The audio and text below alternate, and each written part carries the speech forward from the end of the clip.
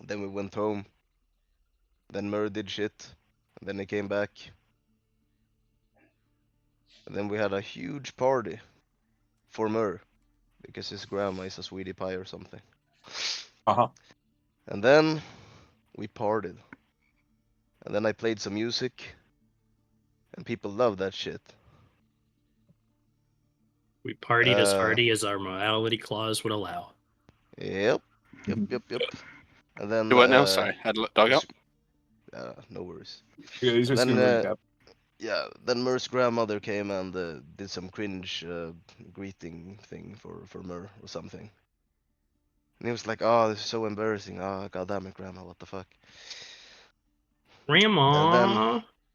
yeah, then I reconnect with my younger brother over some I don't know, crack pie, cocaine pie or something, heroin, fent. Oh yeah.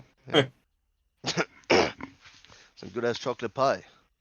Then I tried to get a three-way, but instead I get a two-way, perhaps. I don't know, because the girl was just the horse girl was horsing around. She didn't want none of that. Uh, and in the middle of that, we got jumped by like 2,000 zombies. And I bravely used my secret technique to like eviscerate 2 billion of them. And then I guess Anga Banga went god form or something as well. Yeah. While I did Song in my the morning bonfire plus song. his like godly radiance. That Yep. was more than enough to get you guys out of there. Yeah, plus the bonfire. We That's good. then made a sprint for it. Oh yeah, and somebody died very tragically as well. Yeah, rip Yeah, that was the the dead guy. shopmaster. Yeah, rip him. Well, he got ripped to shreds. Anyways, uh, so we took some refuge in the green dragon spirits temple, and he made like a bunch of walls and shit. And then he was like, "Ah, these offerings and tomatoes are fucking trash." So I gave him a much better offering by telling him a nice story about a hero from the past, from your past adventures, because I summoned him with the Song of Heroes. I'm just that good. Mm-hmm. And he was very delighted. And we also scared people because they thought we were talking to a fucking statue. But then we showed them it was not a statue. That was pretty nice for them. As they began to revere And it you, even more. I believe you earned a inspiration die for that good Song of Heroes uh, display, right? Indeed, I did. And now I have uh 6. Very Which is good. plenty. And now you're going to make it 7 because that was a excellent recap. Thank you very much. As you can hear, my voice is not the best, but that's alright. That's I don't all know. right. It sounds kind of deep and rough. I kind of like it. Oh yeah, spread them. Exactly. Excellent. All right. Well, we do have a lot to get done today. That was a very good recap. I appreciate you. Good job. Things mean. So we have a lot to get done today. I'm going to go ahead and lay out kind of a not exactly a railroad, but a kind of a preface of things that you guys have been preparing for. So first off, we have Mur, who is going to be first off kind of wrapping things up with the ghost and maybe meeting someone at a specific time with said ghost. Um, there's also the matter of the crypt that his grandfather invited him down to in order to find a uh, a hidden passage of sorts. Um, there was also the Windian guardsman that said that he would meet one of you guys in Romero. I can't remember exactly which one of you it was. However, I believe it might have been Mur, since Mur kind of gave him shelter and a hiding space in Camelon. But yeah. So you will need meeting and finding out, because he is actually here in Romero somewhere. I'll actually address that very shortly here. Aside from that, a crypt, ghost.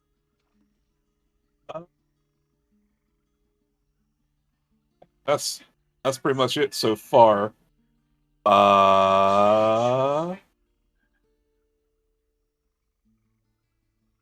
There's also the effect of the murders that happened in town. I got to find the culprit for that if you would like to. Optional side quests. People will probably feel more at ease if the murderer was found and put to justice. Mm-hmm. Aside from that, we do have a bit more to go. As far as what we have in store for tonight, I don't want to give away too much, but that's kind of what we want to start with, and then we have a lot to get to. So, without any more delay, Myrrh, you navigated through the swamp with incredulous ease, kind of knowing the path that you took before, taking the somewhat shortcut path that the ghost showed you last time. You have approached the camp of the ghost, and she gives you a welcoming smile as you approach.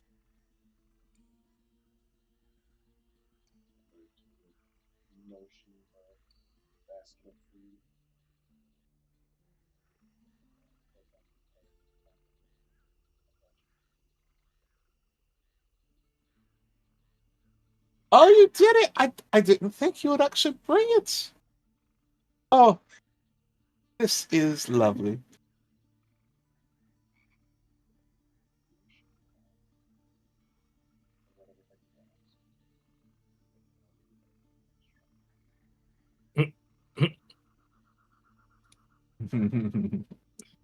With that, she eagerly goes over to the food basket, and you can see her straining with all her might to pick up one small, lightweight item at a time. But she does manage to do so, and it takes all of her power to hold it still as she wafts it under her nose. She hums happily as she smells the different foods and examines them closely, admiring the craftsmanship put into them.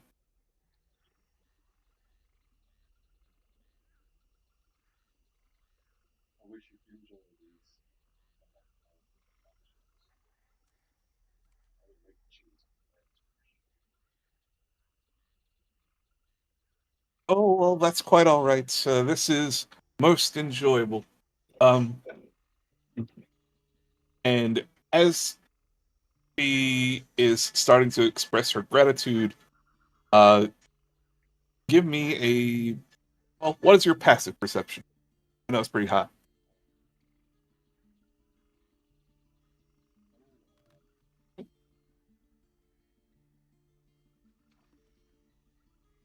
All right. From pretty much the same path that you came from, you hear the familiar sounds of footsteps. The footsteps are light and slow. They seem to be coming from a more bushy area. It's clear that someone is being quite sneaky nearby.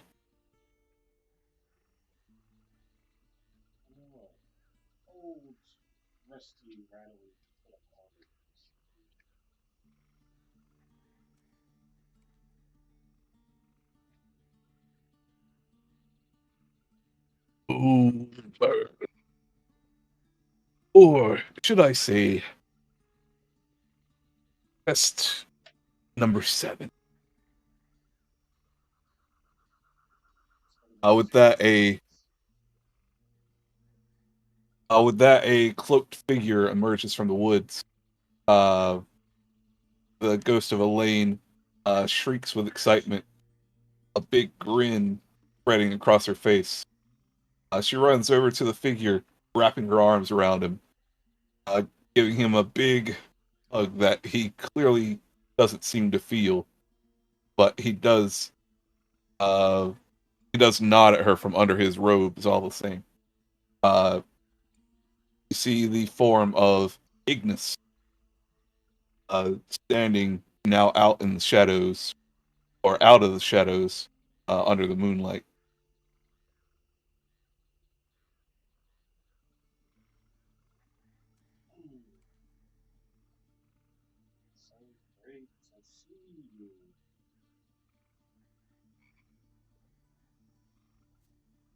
Well, I must late. admit it is a bit strange seeing you here with my departed. But how... what's the word?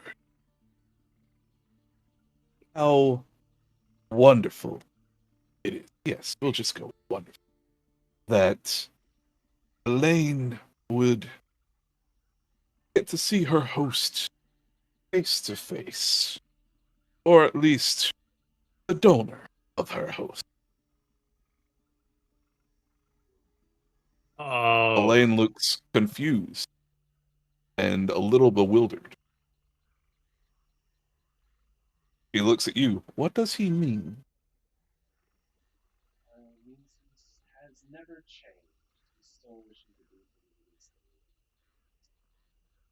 Hey, what are you saying to her? He immediately tries to interrupt any conversation you two are having. Oh, don't worry. I'm just gonna expose everything. See how it feels. Everybody that you care about is just horrified by your existence. Oh, test subject 07.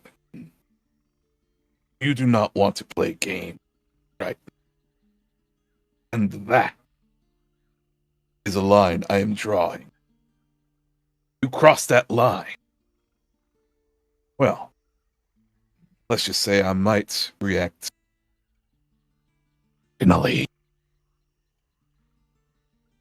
There's a hiss to his voice that even Elaine is scared of. He looks him up and down as if eyeing a stranger. oh, she's putting it together.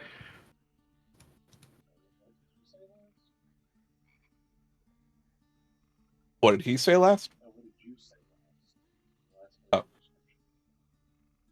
last? I was saying that she looks him up and down as he hisses a threat towards you.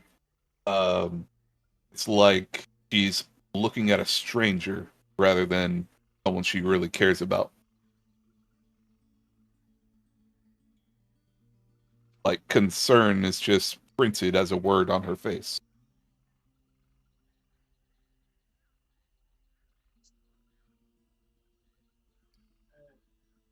Would you even like to talk to her? You even care about that? Oh, I have. Most I could manage was to have her ghostly figure appear before me. And that took ages of work. I wonder how you have suffered.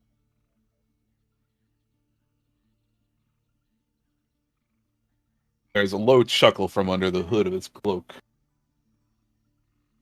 None that you should be worried. You should be worrying about yourself in the situation you're in. Oh no, I'm fine. Now, no, I really don't think you are. I will give you this one last chance. Leave. Or I will make you. This is my time with her, what little bit I get of it. Ooh. Well, while this scene is happening, I'm gonna hop up and give Leroy his medicine early. So I'll be back in a minute. Carry on.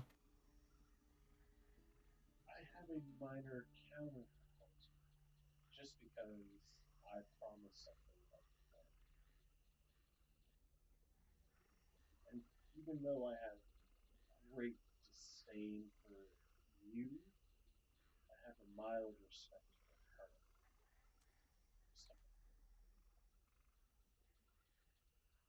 From under the cloak, you see almost a curious gleam of his green eyes, not able to see much more than his white, crooked nose from under the hood. Go on. Since you have such limited time with her, and I'm kind of on the schedule myself, I've filled part of the agreement I had with her, and the other one was a conversation. And for the next 5 minutes, I will be a passive messenger. And then I'll leave after a small amount of time.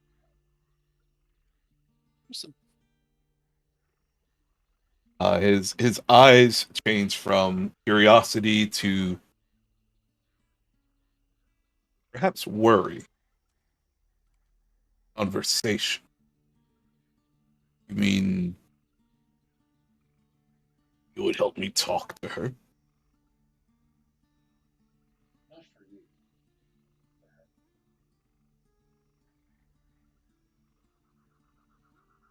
Don't worry, I won't mix my words. Not that cold-hearted.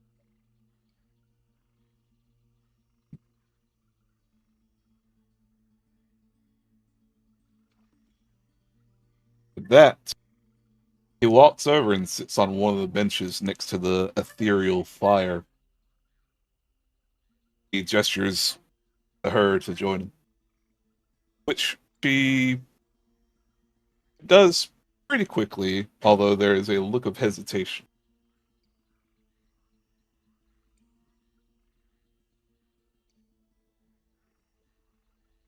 She gives you an eager look.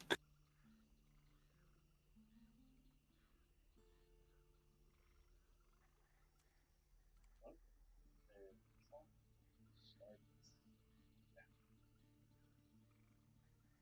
Okay, first, uh, first, just tell him I love him. I've loved him all this time. I know it's only been, you know, maybe a handful of weeks, but nothing's changed. Everything's great, and that I'm really happy that he's always found and made time to come and visit me. She You wishes, basically relay that. she wishes to convey her love for you, even though your time is so limited. Seem to always make contact. And that's everything that stays. So,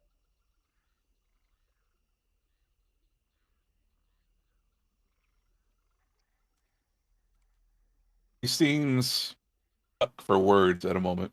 Uh, the blue flames actually illuminate more of his face than you've seen in years. Um, his white, gaunt face with a scraggly beard. Uh, looks like a maybe hints of a balding hairline. You can see his eyebrows furrow together. They're quite matted with, well, hard to tell what material it is. But you can see just hundreds of conversations or directions of conversation coursing through his eyes as he's trying to figure out what to say. I, I guess the first thing that should be said is,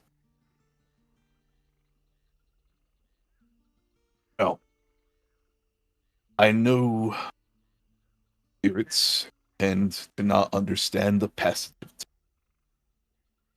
And she herself, I have purposefully made uh, made comfort. I did not want to ever alarm her, as she gets unstable when things change.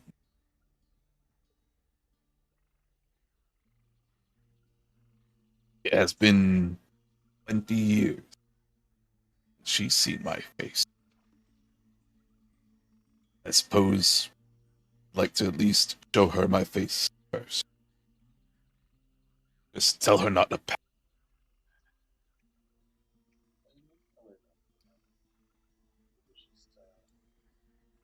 Show the age of time on himself. And also try to get markers. Like, you would register some of your words,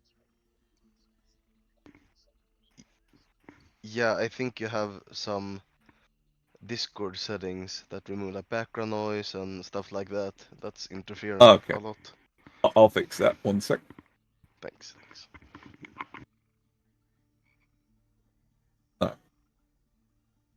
There we go. How's that?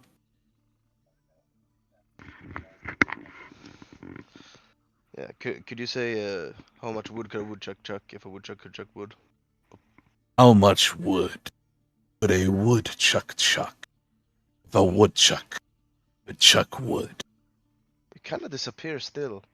Do you have like automatic gain control or something, or like? I have a background noise filter. I will reduce that a little more. Excellent, because I know that the background filter as well as the automatically determine input sensitivity can really All right, I'll give it one mess more with go. that. Reduced it by half. So if Yeah. you guys hear more background noise, let me know. All right. Do you have input sensitivity to automatic or manual? It is set to manual.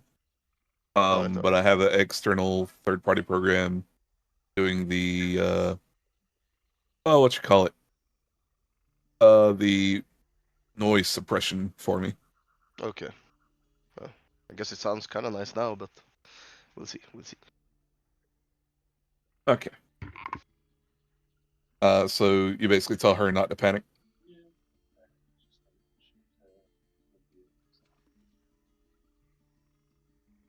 All right.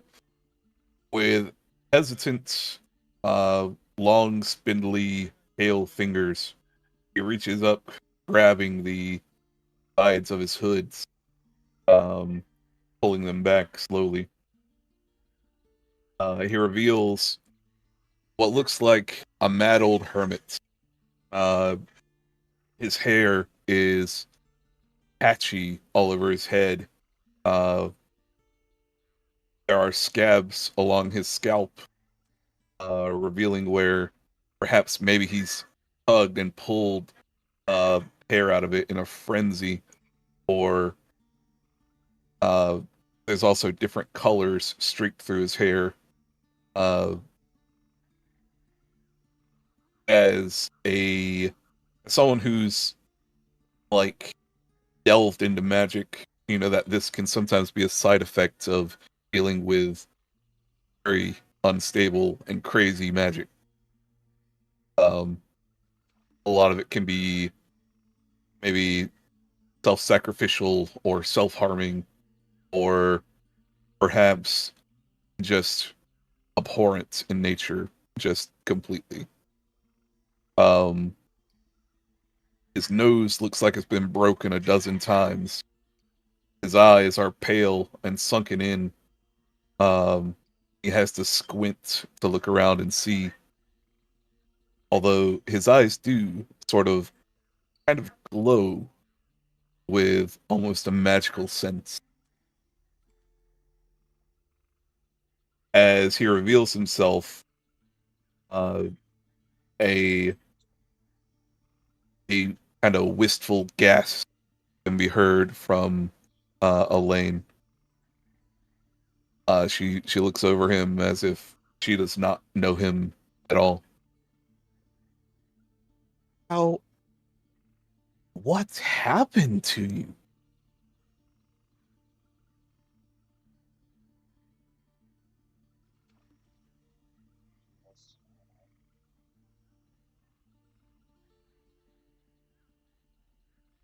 he goes into kind of a long-winded explanation, more or less saying that he has been working tirelessly to try and find a way to bring her back to the land of the living so that they could continue their life together.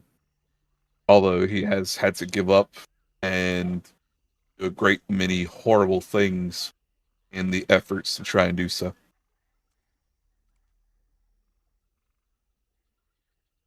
Made the sacrifices necessary to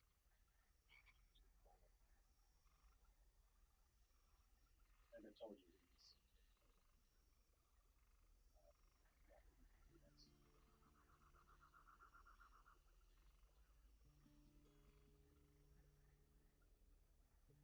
He kind of skips around most of what was said, mostly wondering what kind of things he had to do. Mur, I'll give you the chance to either uh, relay whatever decorated words he might choose to use, or you can give a recountance of the kind of experiments that you went through yourself.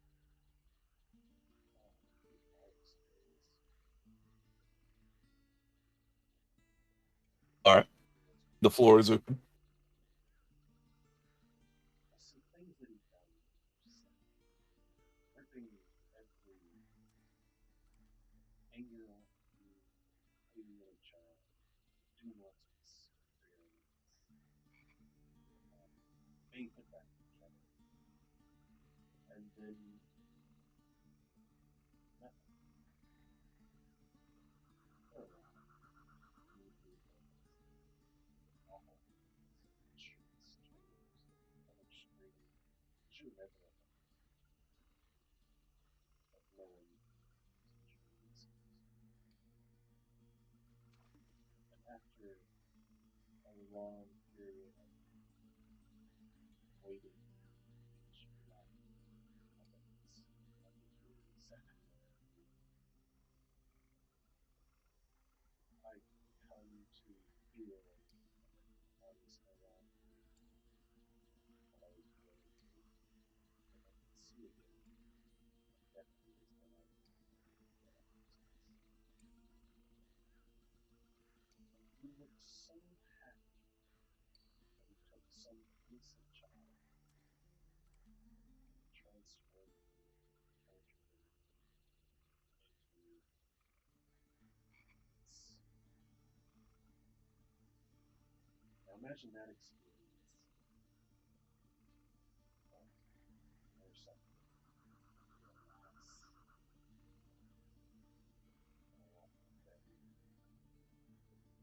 just get a chance to really yourself.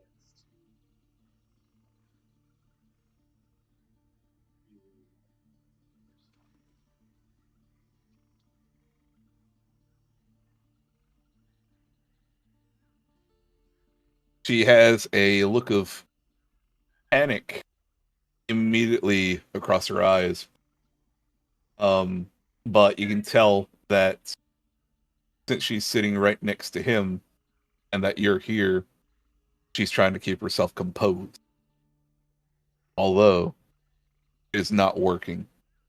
As you recount your story and as the more darker truths of what this man is capable of and has done, especially supposedly in the name of her, the flames start to crackle wildly. They start to tower higher and higher until the flames are above the trees. The entire forest is alight with blue hues dancing everywhere. Her eyes still in panic. Her mouth is open as if in shock. What? What did you say? I told her What? I said exactly what I wanted to say, what you said. I told you I would get Clearly this not. Hmm? Nothing I said would have caused her to act this way? What did you say? And before he can get the rest of his sentence out,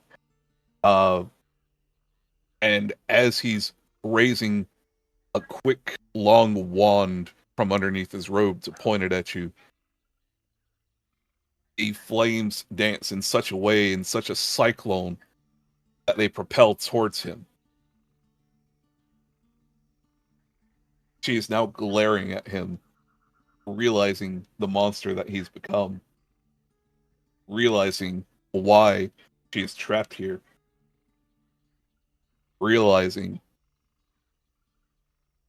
that the one that she loved and cared about is gone, and that his visits have been a charade.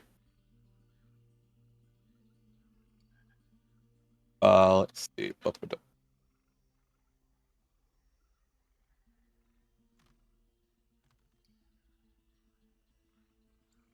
Yeah, that's what I thought. In a cruel twist and swirl of the flames, he's completely enveloped within.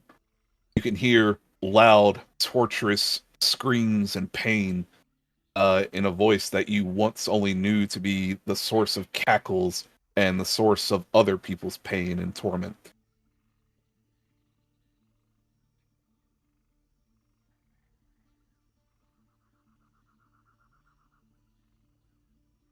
There is only one word that is being echoed from the flames, and that is a sobbing, panicked, screaming, terrified, Elaine! Elaine! Control yourself!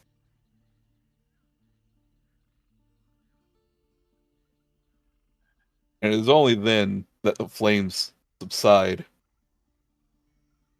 His robes are torched. His whatever hair was left on his head has been turned into ash. His beard is now mere inches instead of nearly 3 foot long. And he's covered in all manner of scorches and all of that manner. He looks incredibly wounded. And he looks at her as if someone who has just stabbed him in the back, as if a traitor.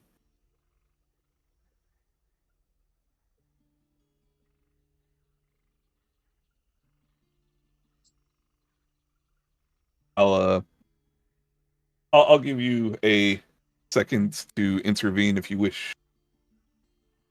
So he looks like he's gonna hurt her.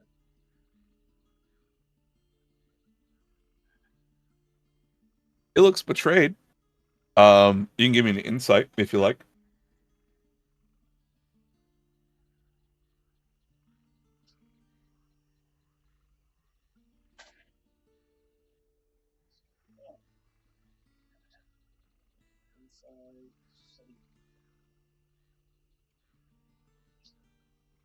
Inside, 17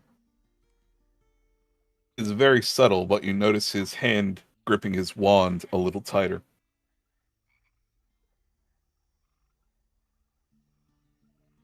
beautiful action.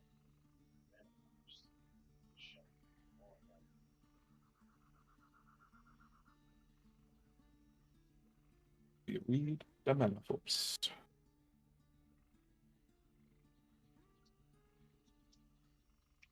The mana force. Spend mana to shove an enemy away. You can try and shove him, but not specifically his wand.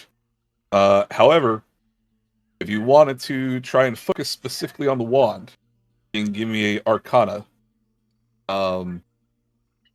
This is a new way of magic. So, with a successful Arcana check, you might be able to disarm it.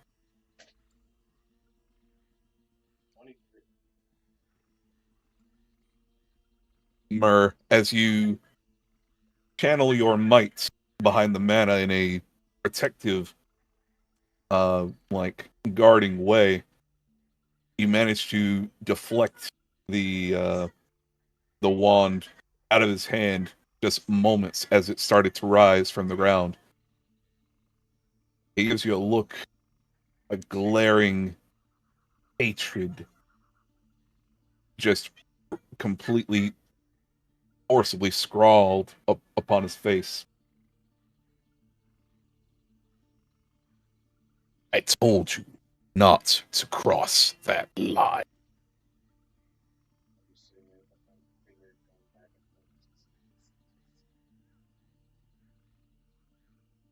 All right, Murr, he gets to his feet. His hands rise into the air.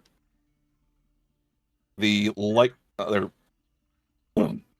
the light of the moon seems to vanish away into darkness. A strange black sphere rises from the ground. It seems to be draining all life within the area. You can't help but notice that the figure of Elaine is starting to be pulled into this, as well as what feels like your very own soul.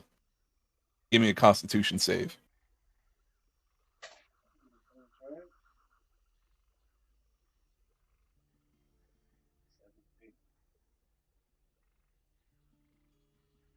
With 17, you're able to kind of hold on to your own body. It's kind of a weird out-of-body experience. You can see your ethereal form gripping onto like fingers within your own fingers, grasping on for dear life. Elaine, however, she gives you one last panicked look as her soul is absorbed into this completely dark sphere. The trees around you become void of life, their leaves instantly falling to the ground, branches aging, the flickering lights of the ethereal campfire extinguishing. As his spell ends, it feels like an awful sensation, but at least it's a bit of relief as your soul is able to cling back to within your body. You feel a little exhausted. Take 1 point of exhaustion damage. Or 1 level of exhaustion, excuse me. Well, you are formidable. But then again, you were the perfect experiment. He picks up a small stone off the ground where the sphere once stood. It seems to glow with a blue light. He pockets it. Until we meet again, Experiment 7. With that, you can see a ring of arcane runes appearing on the ground around him. And he vanishes instantly.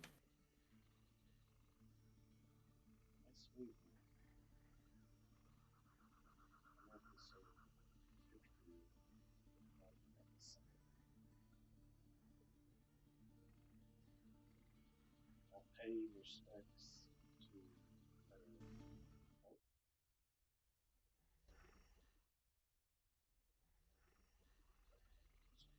I'll pay respects to her grave. I'll also grant some.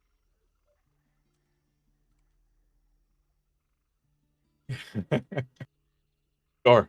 There's no soul here to watch or observe what you do to this rotting corpse in the middle of a swamp. Your work goes unimpeded as you dig up the her remains and pluck the ring from her finger and pocket it.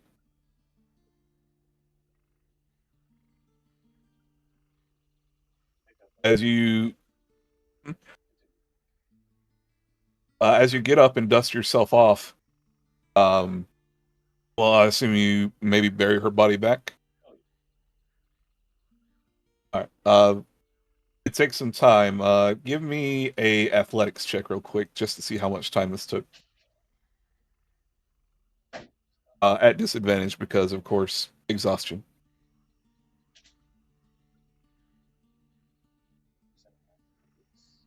Be less sir. exhausted, forehead.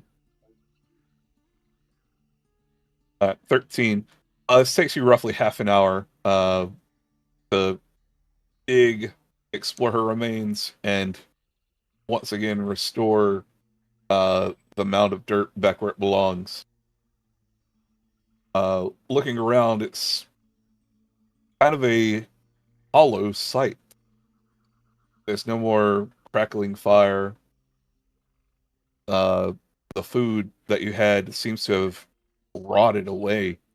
It appears moldy and suddenly covered in insects. The very ground underneath you has become devoid of water, as it's normally a swamp. It becomes devoid of water, grass. It is just dry dirt and crumpled dry leaves. The trees directly around you are withered as if they've aged 200-300 years. It is unrecognizable to the glade, the romantic picnic that you once stumbled upon.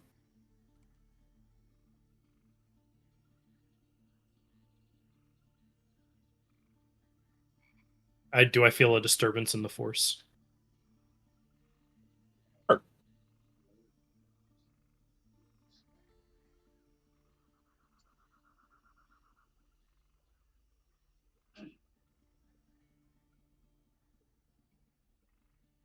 All right. What's your next move, Mer? Well, I've done what I wanted to do. I've made them suffer. I've got shit that I wanted. So I'm gonna go back to town. And apparently it's time to go meet with that one dude.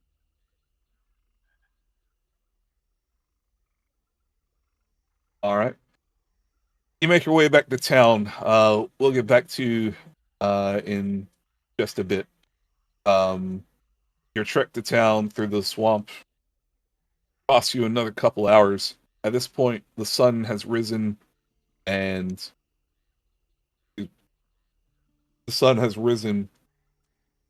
perhaps your companions have begun to wake. With that, it is now morning. You do notice one thing as you appear. Oh fuck.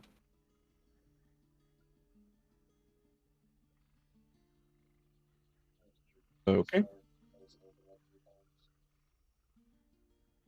Kinda.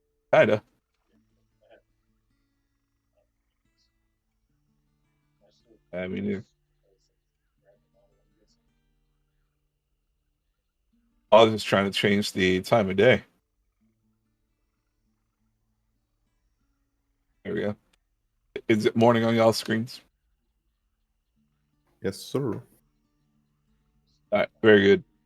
Indeed. Yep. Yeah, morning time. Should I need to change the kind of fog it is? 1 sec.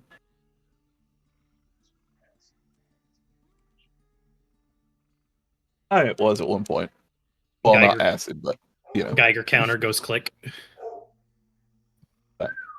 There we go. That's Mac more it like slowly forms an idea. it. All right. Mac it out here, gonna make the fucking cancer gun. Now, my sorcerers who were looking at the scroll of Speak Undead, the active tome. Remind me what y'all did with that again? Didn't we dispel it? I believe so. Yeah, they did. Yeah, I think. Very well. Let's see. Give me.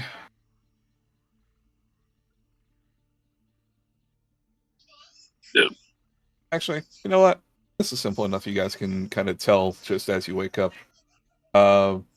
Collectively, you lot seem to stir from your somewhat uncomfortable rest within the Green Dragon Shrine.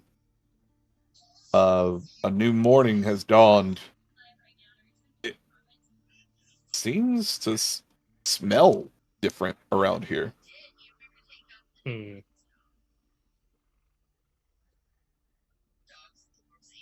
Instead of the smell of rot and decay, the presence of undead, you smell just clean morning air. Maybe the freshness of nearby trees or nearby grass.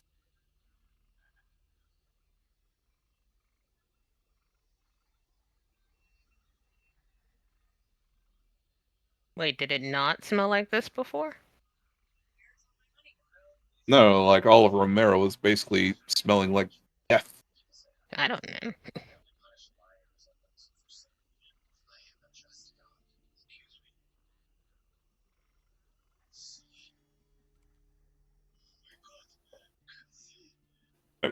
With that, who do I have here in the Dragon Shrine? Pretty much all of you, yes.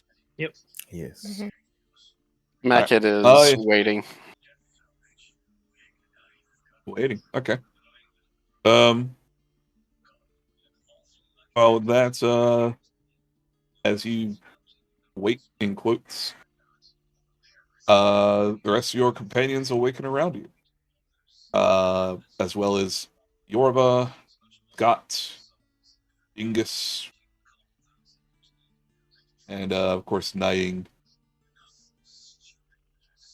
Oh, who would like to start off?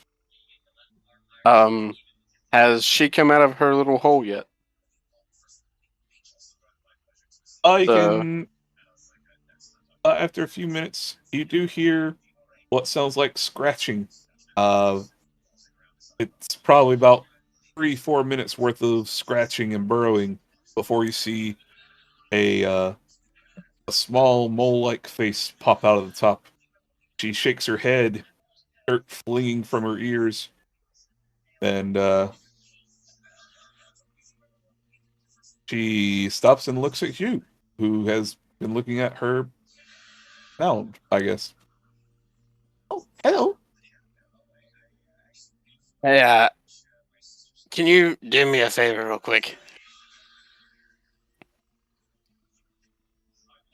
She squints her beady mole-like eyes at you.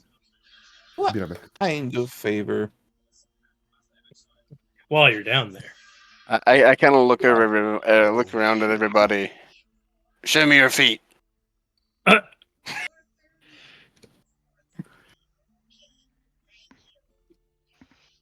Mackett, Her you're eyebrow. Mackett, you're on main. Mackett, you're on main. Her brow raises. She looks rather confused.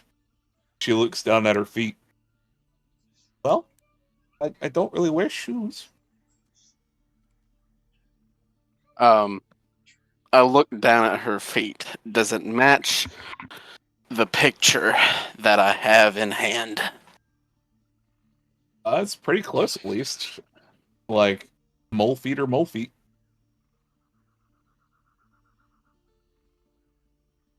I'm gonna put the piece of paper down. Can you put your foot on that, please?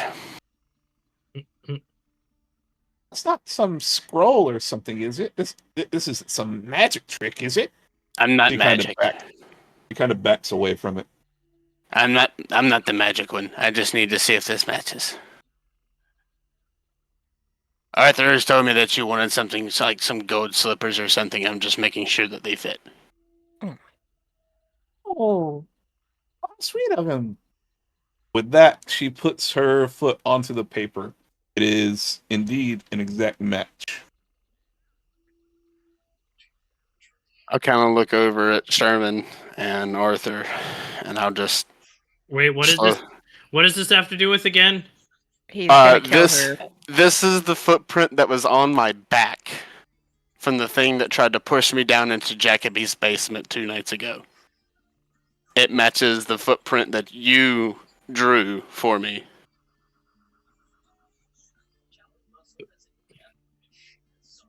As in, she tried to shove me down into a cellar with like 15 zombies. This bitch tried to kill me. Oh. The little rat? Yep. Fucking bitch. Enough to go on. Yeah, Eh, this feels like a trial moment. We need to do some interrogation. It's like, your feet fit. Time to die. I mean, It's like the bad version of the what's it called, Cinderella. The glass slipper. Yeah. This time it's like, ah, it fit. Time to die. Bye bye. I'm gonna look around at everyone in the room and I'm gonna say it fits.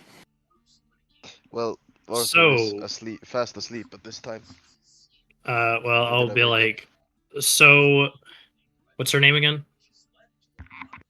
I'll Wilma. grab her. She gives a loud, mole-like screech. It rings throughout the temple, and it's quite piercing to your ears. All of you take 1 sonic damage. Ah. Jesus, Bart. holy shit. Unga, let her go.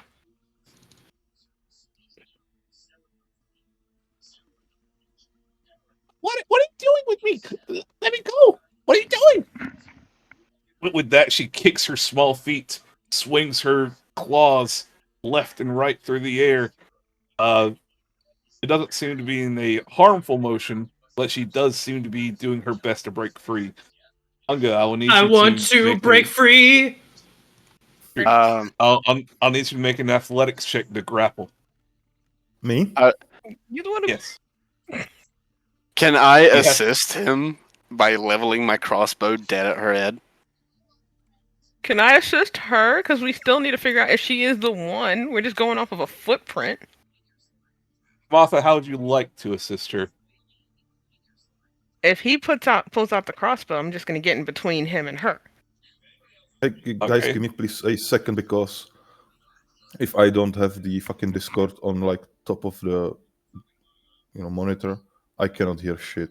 It's like non-existent. I try to restart it. Yeah, run Discord as admin and you'll be able to. I am every time. Oh, what the fuck? No, I'll try to restart. Give me a sec. Maybe run Tailspire as admin. Hmm. Tell it that you are in charge. Well, You're not. it's You're not. It's not only the Tailspire, even fucking Google Chrome, whatever. If it's in background, you guys can talk however you want, but I cannot hear shit. It is weird. Let me check the settings to see if there's a setting that prevents like background noise. I really fucking know. Like, it started a session ago, and I haven't touched any settings for fucking a year. Alright, I'm gonna do a quick Google for you. I'm gonna restart. Be right back. Quick 5-minute break then. Yeah, quick 5 minutes so we can get Bart working. Yep. Yeah, Bart needs a job. True. Is it his job to like watch hockey and drink beer or something? Pretty sure.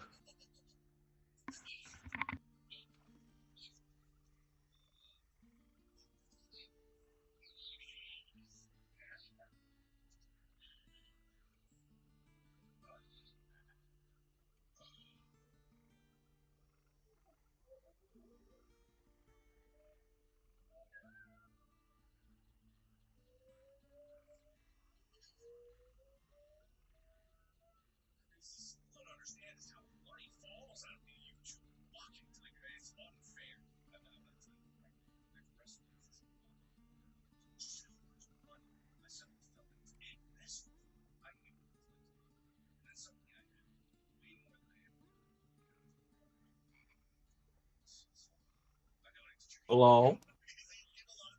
Hello. Can someone play the Barty Uwu thing?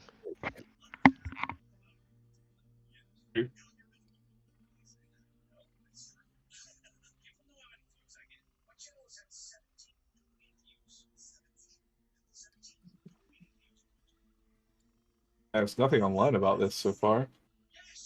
What? I'm looking up why Tailspire would be suppressing background audio. Not And, Tailspire, anything. Like fucking Discord's problem. Because if I click on like Google Chrome to open a character sheet, you are muted. As long as I have okay. as long as I have Google Chrome as a tab opened.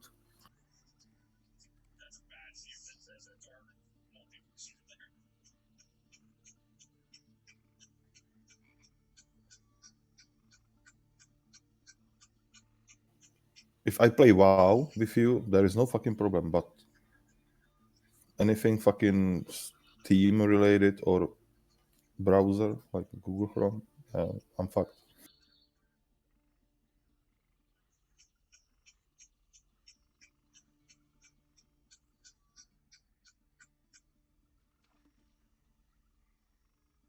Fucking Christ.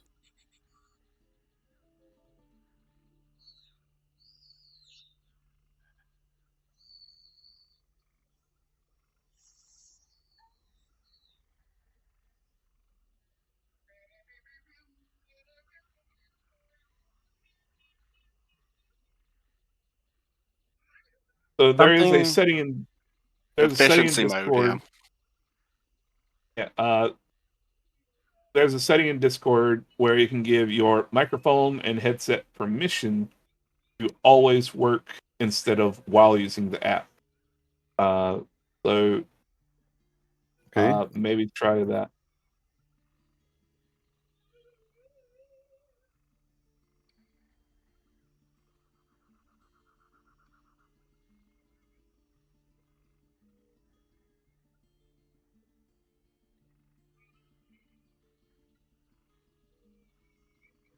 Is it in sound and video?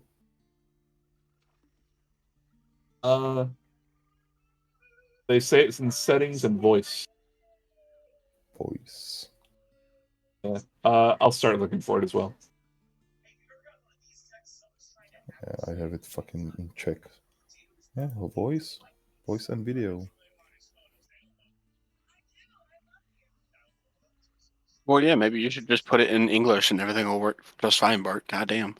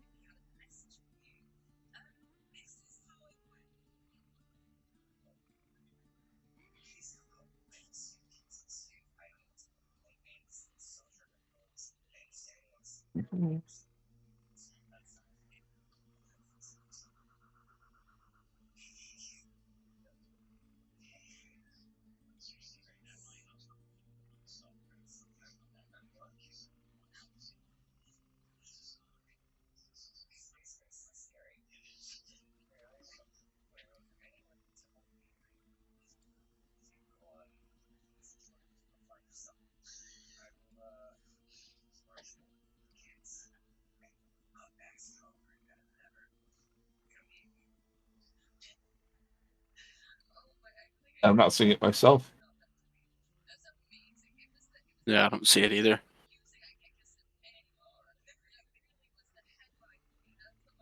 I wonder if they're talking about the phone. Because Probably. they're not talking about if they're using the phone or not. What I have pulled up says something about efficiency mode. It seems when I minimize or put my browser with Twitch or in foreground or second monitor, Discord becomes sometimes freeze completely and unfreeze and I switch back into it. Yeah, One that's exactly it. It seems to be a problem with Windows turning processes like Discord into efficiency mode automatically. I've tried to disable it, but it just turns itself back on. Oh, let me look that up. Beautiful. Turn off efficiency mode Windows.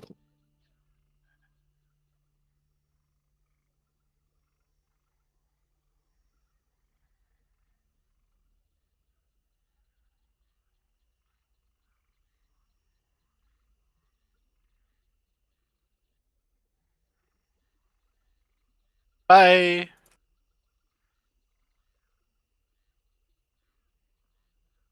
Bart, no. Barbo! Baby, come back. Ooh, even though it's all your fault. That's the Reddit post I'm looking at, Jody.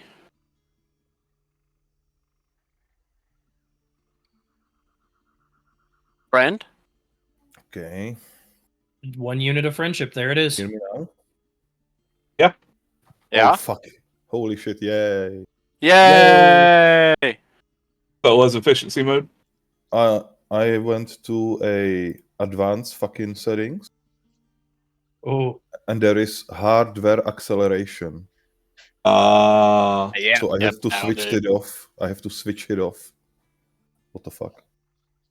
You know, part of me wanted to suggest that earlier, but I never had that problem with sound being an issue, just the chat itself. Alright, but anyway, I'm glad it's working now. hell yeah. So that probably Touch means this you had like settings. some kind of Fuck. yeah. That probably Yeah. means you had some kind of override going on for what prioritizes your actual hardware. Yeah. But anyhow, Yeah. you rolled a natural 20 to grab onto this mole, and yeah, she's not going anywhere. She is firmly in your grasp. In fact, with your tall stature, you managed to hold her like 3 feet off the ground. Okay, I'll look at Mekit. Do you want me to keep holding her, Master Blacksmith? With Kamath in the way, I'll say, yeah, keep a hold of her. Because All right. if she's the only mole person in this town, then this can only be her footprint.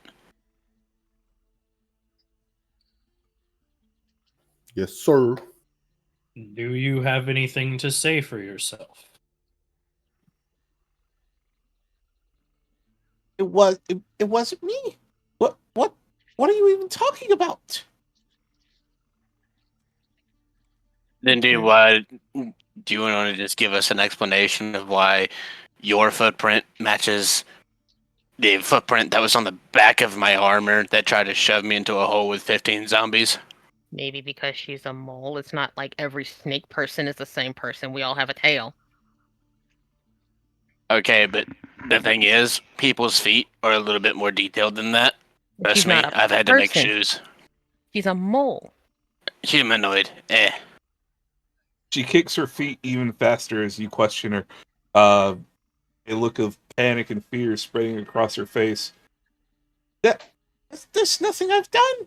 Nothing I've done. It's not me. Not me.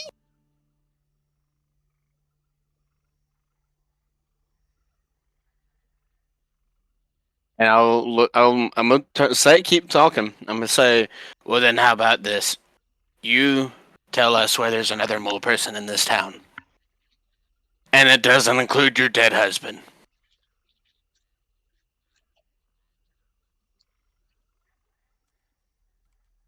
He stops and thinks.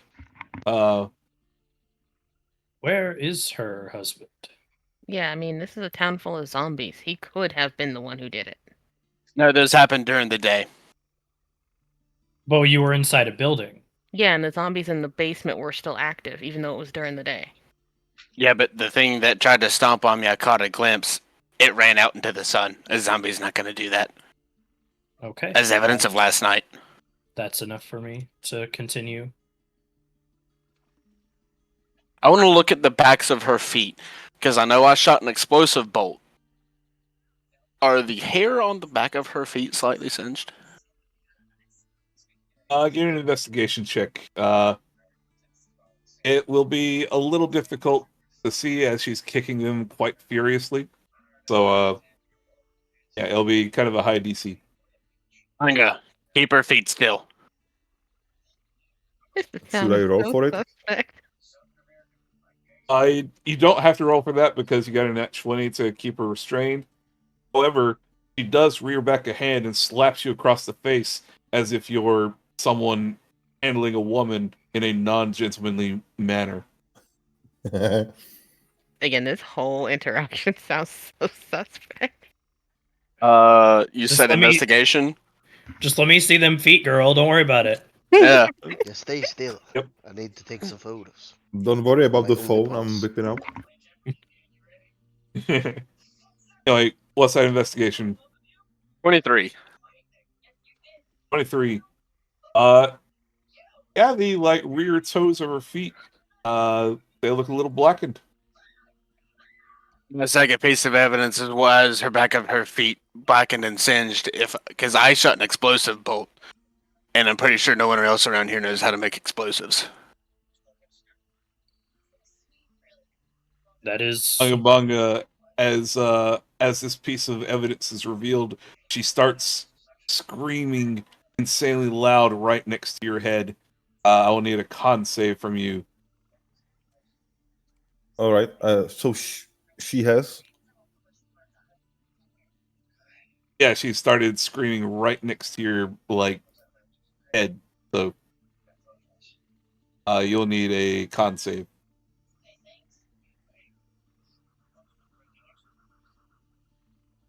That she, because a fucking Telspar is so I will be right back. Bella's home and she has food for everybody, so.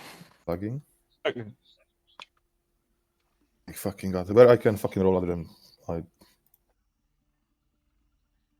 The sales bar not working for you well. Oh, how do I roll here? In the dice.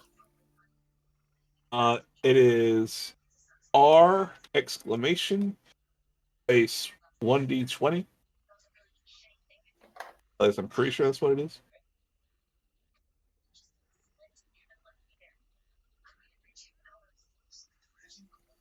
Like this? No. With a space after the exclamation. Let me give it a test. With a space after the R. Oh. Jody, yours should have worked. No. Okay, so exclamation R Oh, space. Hi, Jody. Ava. the exclamations first. That's right. My bad. Exclamation R space. Yep. Okay, 9 and what's safe? Constitution. Yes, sir. You should be pretty good at that. So 18. 18.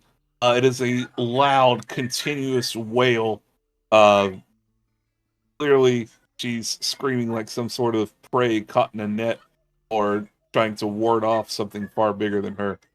Can I give her a head bump, like real fucking hit her with my head real hard to try to make her unconscious? You can make an unarmed weapon attack with your head, yes. Mm-hmm. Don't we have like sorcerers to magically bind her? But first, you will take half of this damage, which is... so you take 1 sonic damage as her scream reverberates through your helmet.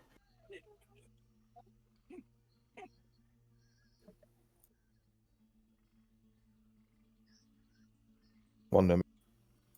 Alright, I'm back, right? sorry. You said. It's fucking up again. I fuck it. So 1 damage you said? Yes, sir. 1 sonic damage. Okay.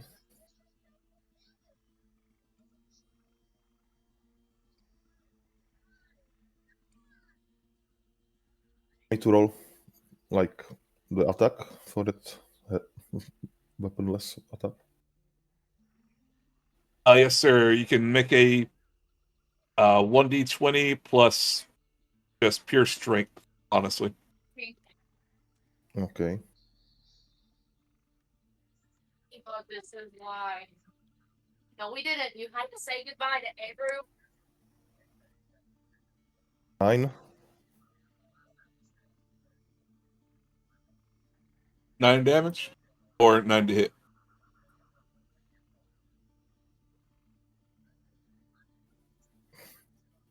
Nine plus 4, so 13 for hit. 13 is a hit, yes, sir. Okay. So And the roll damage damage. is That's what? going to be, yeah, it's going to be unarmed weapon damage. So 1d4 plus strength. Okay, so whatever I roll plus 4.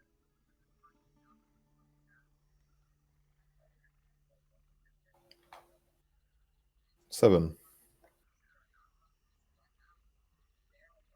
All right, with 7 damage, you give her a swift bash, a skull bash, no less, with your helmeted head. Your helmet rings with a loud gong-like sound as she falls unconscious in your hands. Okay, that's been taken care of. What should we do now? That's been taken care of. Mac All will- right. Well, Mackett will he'll look to everybody else and be like, "So, do anyone want to let the town take care of this, or should we just handle it?" I don't know what you Step away for a mean. second. What happened? Once she was presented with another piece of evidence, she started freaking the fuck out. Basically, she knew she was caught. Still can't kill her. That's what I'm saying. Ready? Do we want to handle it, or are we going to let the town handle it? Don't worry, they didn't kill her. They just put her at 2 points HP left. Yeah, she's knocked the fuck out. So where do? As you raise the question about the townspeople handling it, you can see Yorva just quickly making her way out the front of the temple, closely followed by Arthur. Or not Arthur, Scott. Where are y'all going? Yeah. Is there an emergency? Not deal with this. It's fucking rude. Well, I mean, since Mer's grandma is the one that runs the town, let's take her to her. That's probably smart. All right. So you lot take her to the mayoress house. Yes. Yeah.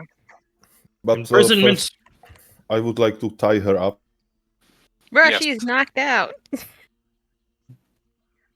Up And to you can you. always Anyway, wake up. So I don't need to. Bunga Bunga, if you like, if you have rope in your possession, you can use it. and she's knocked out. That's cute. Anyway. Can you hold her? I have rope. Yes, I. Like. All right, you hold her adorable rat-like body in your arms as you lot head off towards the mayoress house. I would. Arthur, No, I'm you definitely didn't hear tying me, her up. guys. Hello. Hello? yes, You didn't no, hear I me? can hear you. I said I will use a rope to tie her up because Oh yeah. I have other plans to go to do than follow you guys. Oh, sure. All right. So I use a rope from my inventory, tie her up, and hand it to who? I'll take it. hand her? Okay, to make it. Bunga Bunga, give me a quick survival check to see how well you tie that rope, buddy. Oh fuck.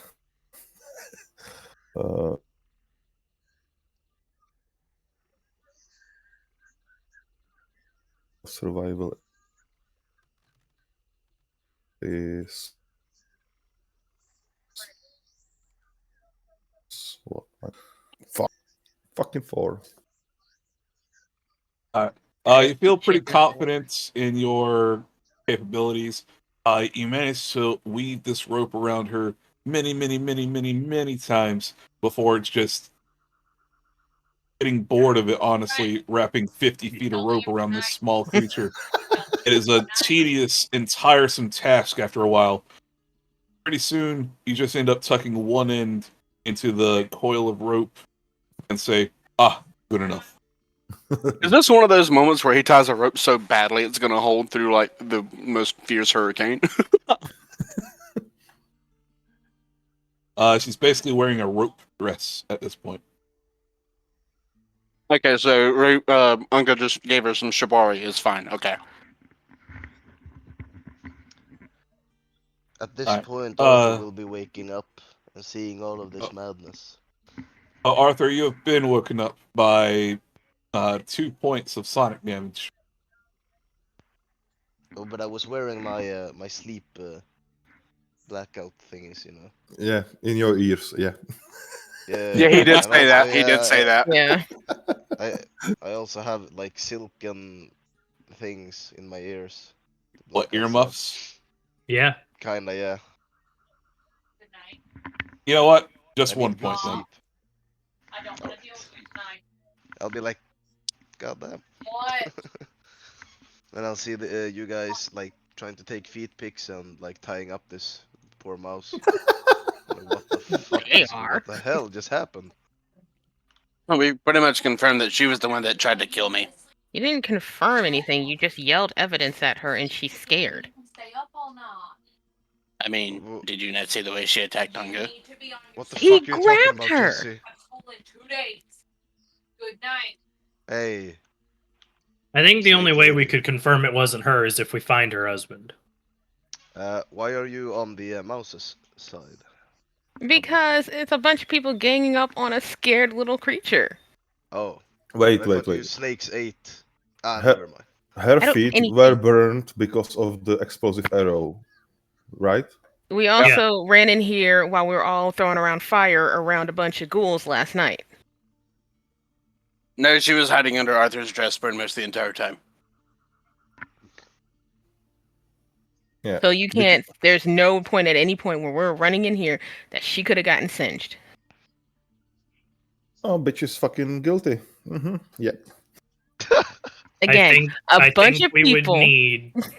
We would most likely need to find the husband before we could. It's all Totally. circumstantial evidence, and y'all are like, kill her. You know what? You know what? How about we all calm down? I'll try to persuade people to chill the fuck out. If he plays a that's okay. song, I'm going to kill him. I'll also Now be bringing who's out my murder violin- hungry? I'll also be bringing out my violin to. Exactly. Oh, See, I no. have proof that he's gonna do this. What's a calm Though song? she is right. This is technically circumstantial evidence. So Maggot will actually And- walk up to the green dragon statue. Like, hey, buddy, are you awake? Of course. You can tell when someone's lying, right? Aren't you like a god kind of person?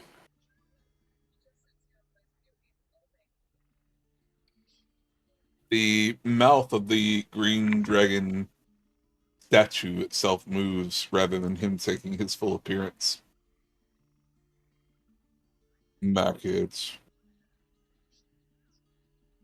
There are some times where the land of the living must seek out justice for itself. Look, all I want to know is if we got her. If not, I'll let her go right now. I'm not trying to kill someone innocent, but someone literally tried to kill me, and well, that's kind of fucked up. Well, it would seem that she is quite knocked out. I would not be able to tell.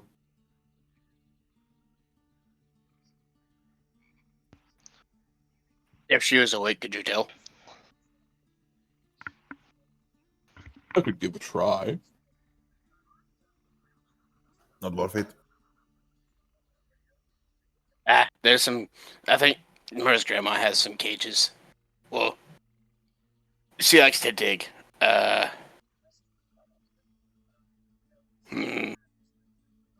Let's just go to Mur's grandma's first to see if we can't get her in something kind of solid.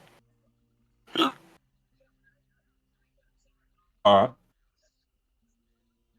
Unga, I know you said you had other plans. Yeah. Where are you headed? To the trees where I burrowed the I don't know, cursed chest, whatever. Oh, okay, yeah. I know what you mean. Whenever he leaves her, I'm actually going to get Nying outside, and I am going to tie her to Nying. Because if this is her, she ain't getting away. And if it's not her, then I'm gonna have to make some gold fucking slippers. You right. All right, give me a survival check to tie this to the 9. Let's go. I already rolled better than Bart on her fucking dice roll. Survival. Yep.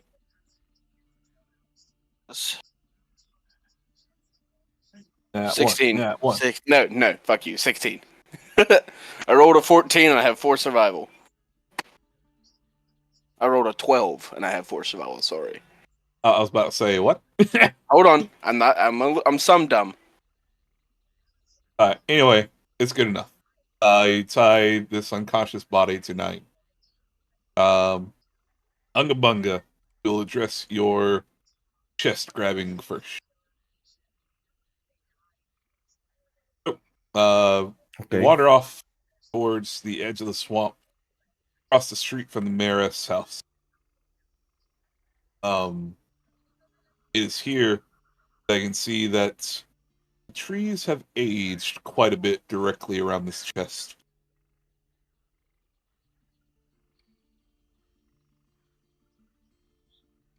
However, the chest itself does seem to be lying dormant. It is no longer pulsing with dark magic. Okay.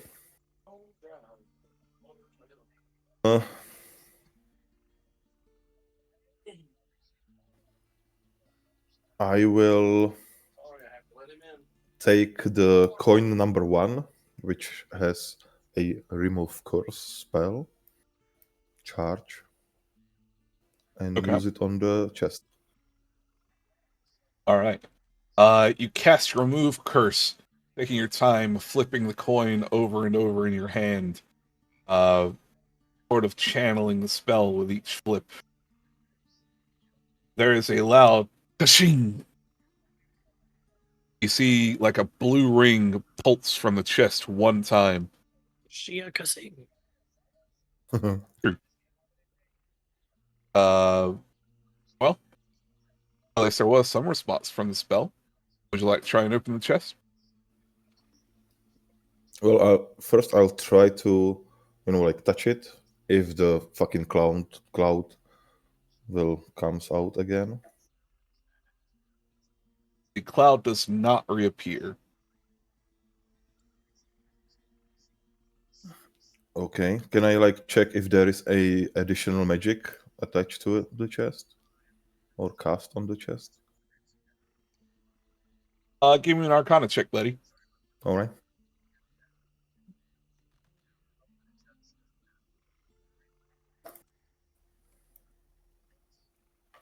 Fucking cunt.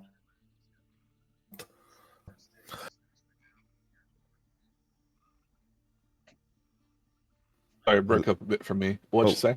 10. I rolled 10 for Arcana. All right, 10 Arcana. You seem pretty confident that there are no more enchantments upon this chest. Okay. Then I'll try to open it. Banny, chill the fuck out. You go to open it. There is the metallic click of resistance. You see a singular keyhole. Huh.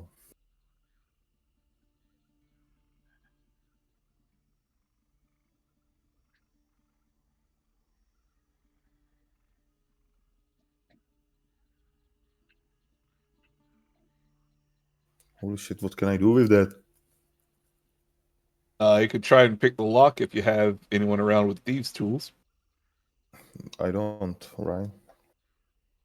Oh, shit. I don't think you do. However, there is now a general store completely open with no current master of its shop. Where did everyone go? I'm sorry, I didn't move, and I was trying to focus on something. Oh yeah, externally. that's fucking right. Yeah, I'll go there and Look for the what you call it, thieves tools. Thieves tools, yes, sir. Okay. Uh, Or you could just come get Mac and I could summon some for you. But you don't know that. Yeah.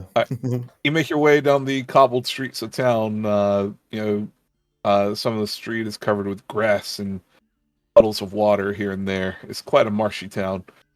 You make your way to Everett's shop. You notice that the doors have already been burst open by someone else. A good many of the wares are missing. However, give me a quick perception check. It'll be a low DC.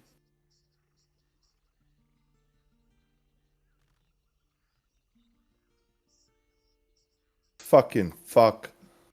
6. 6, that's good enough.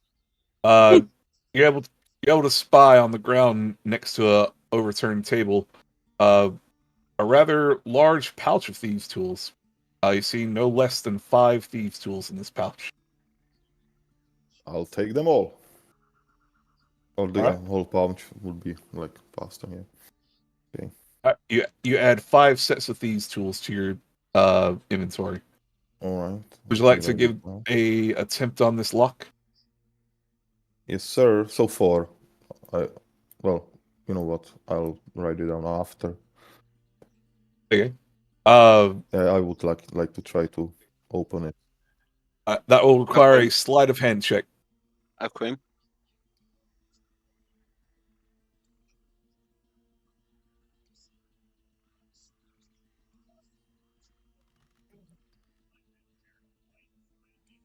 Oh. 10. 11 minus 10. 1, so 10. Yes, sir. You fumble with the lock. After about 5 minutes, you hear the distinct sound of breaking metal. Your lockpick has broken. You have 4 more. Would you like to try again? Oh yeah. This fucker is gonna be open. Yeah.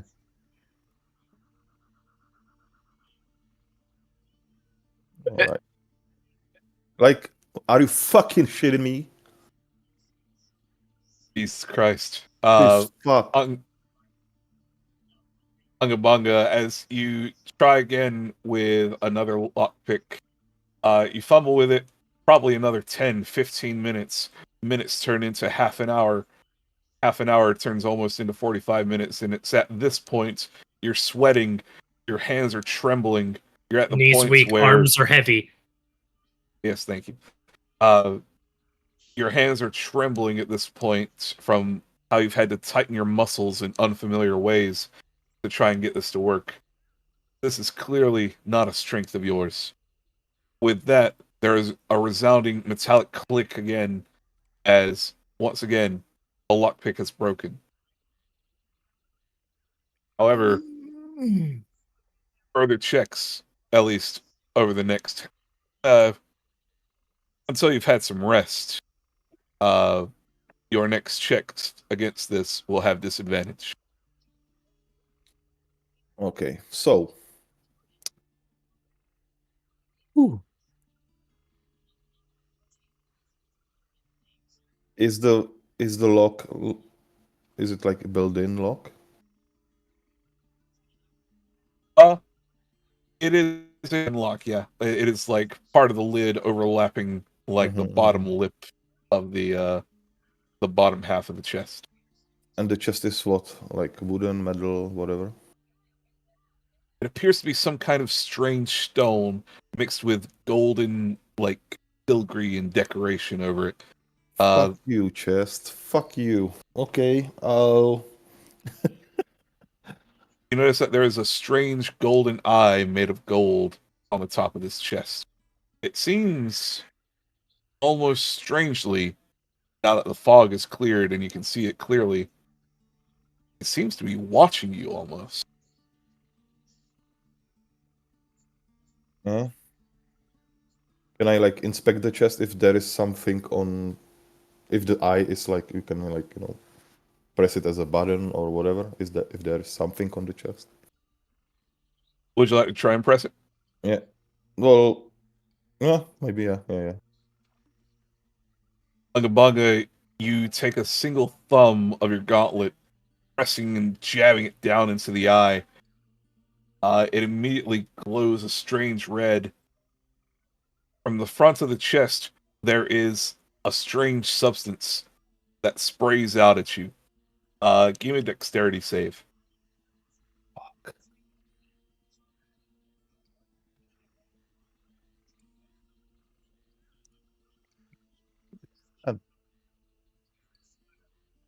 And the front of your armor is showered in acid. You take 1 point of armor damage, as well as... Come on, game, live the dice. Come on. There we go. As well as 4 acid damage.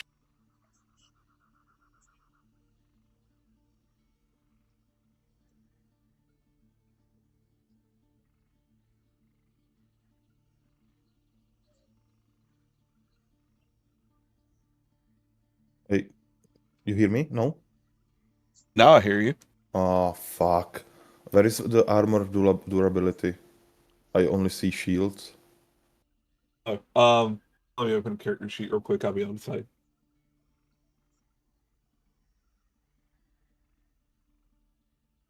For character sheet, you'll see weapon and armor damage points. You see that section? Degradation towards the points? top. Yes. So you'll just put 1 tick mark on armor.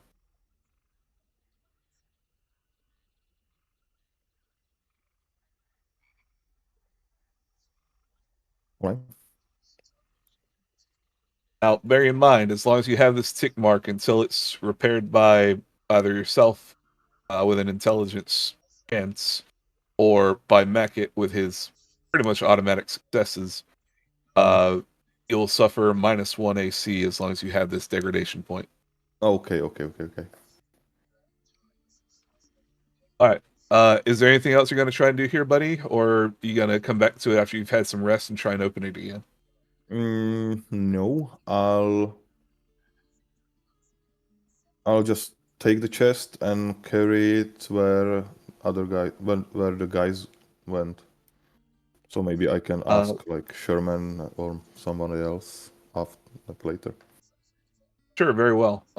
You pick up the chest and step out of Everett's shop, which lies in ruins behind you.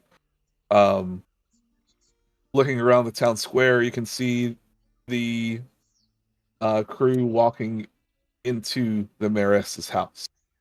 With that, Mackett, Kamatha, anyone else who's joining, I assume Sherman? Sherman, you going with Arthur? Yeah.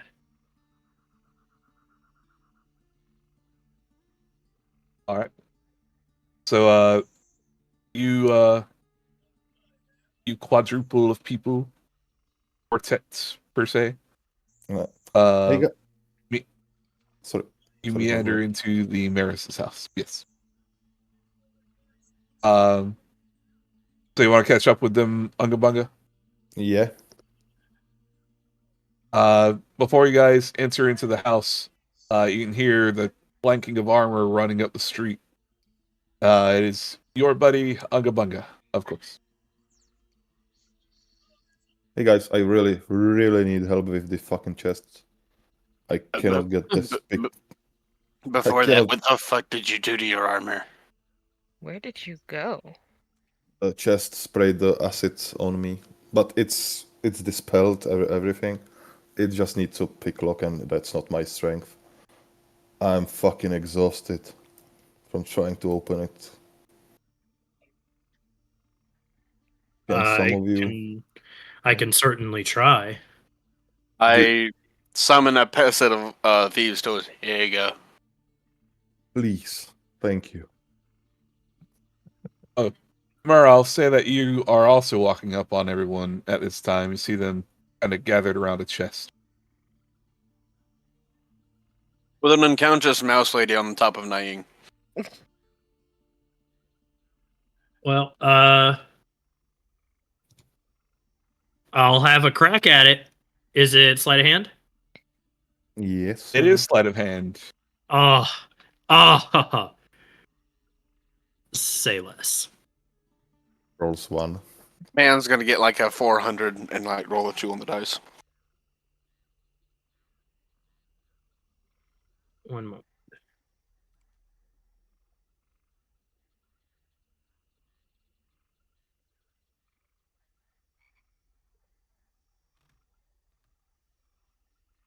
$18.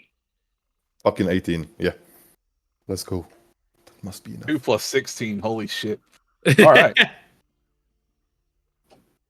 So, Sherman, as you work with this chest, you feel the lock is quite heavy, quite resistant within.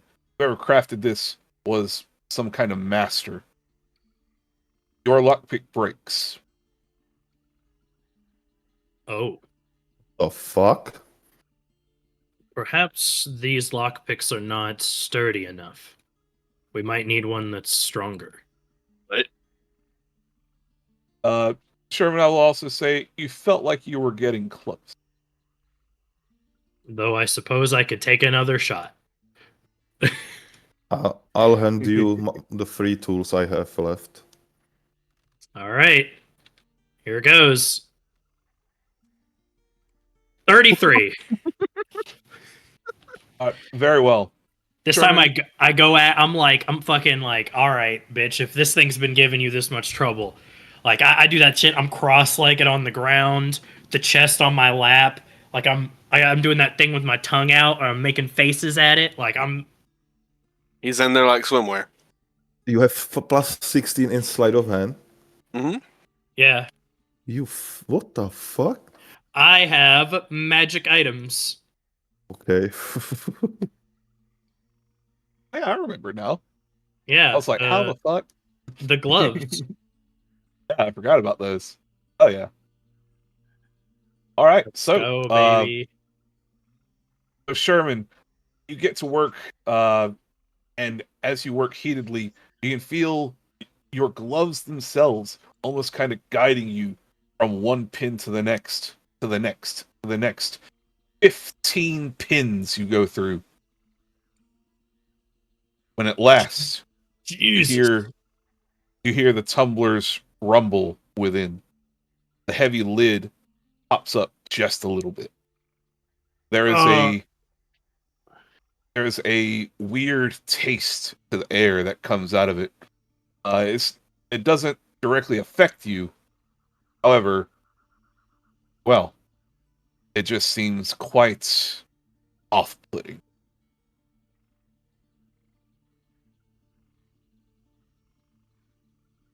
Is it done? Can I open it? I got it open.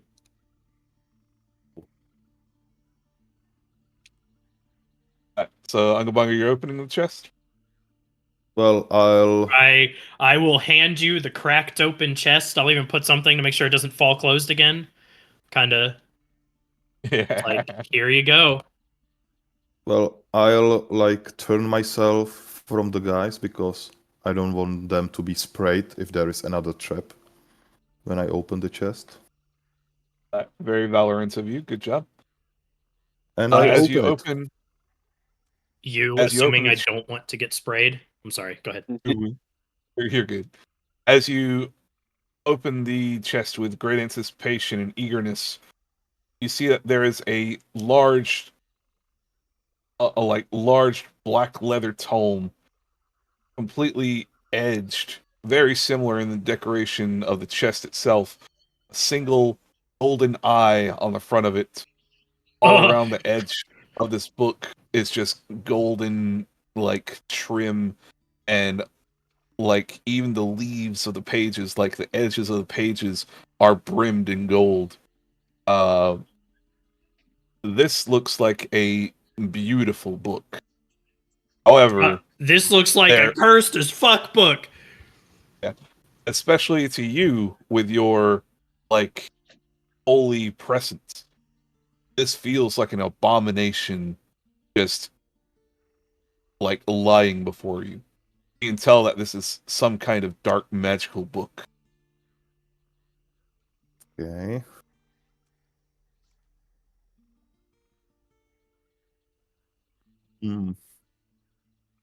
So,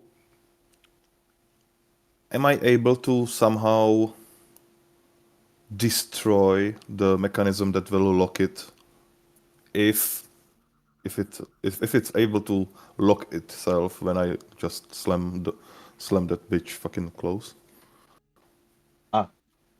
So, you actually see a small scrap of paper within, as well. You see like a symbol of a key drawn on the wax seal that holds it closed. You get a feeling that maybe this has instructions for opening the chest. Okay, I'll have a peek. Sure. You break the wax seal and open the small scroll. Inside is written, "I am the key. The key is my voice.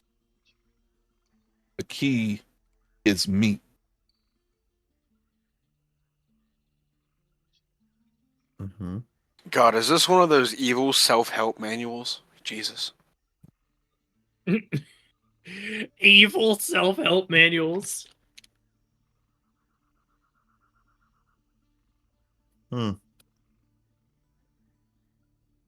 Well, I'll definitely. Yeah, I'm a fucking loot goblin. Fuck it. I'll grab a book and take it out from the chest. With your diviner hands, you pick up this dark book. You can just feel dark magic pulsing within, almost like a cloudy torrent, very similar to what you saw surrounding the chest before, except instead of an aura around the book or the chest, it is contained within.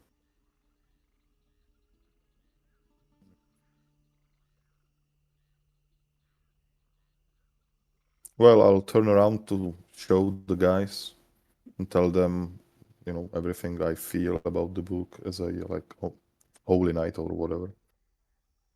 And maybe ask Kamata if she wanna study fucking whatever. Are you giving me the book? Mm-hmm. Thank you.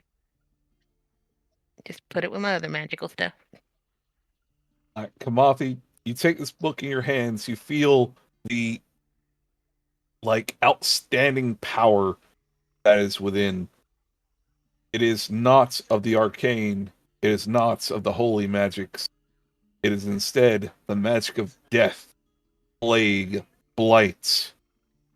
It is darkness.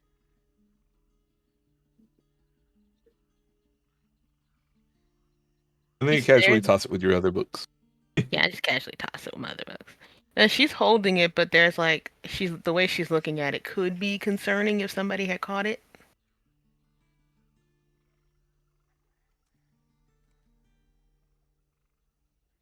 So I'm gonna leave that there before she puts it with her other books. And I'll search the chest for if there is something else inside. Do you want me to There's roll, nothing or... else inside. However, the pure value of this chest itself maybe if you knew how to open it regularly, would be worth quite a small fortune itself.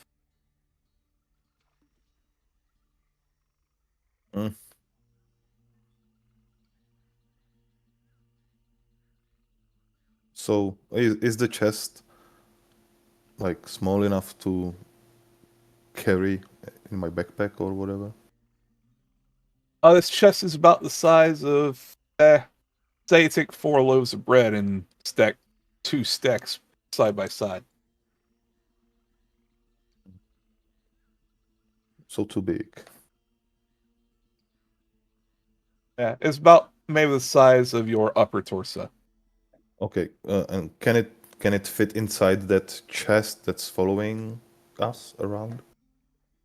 Yes, you could easily fit this box inside that box. All right.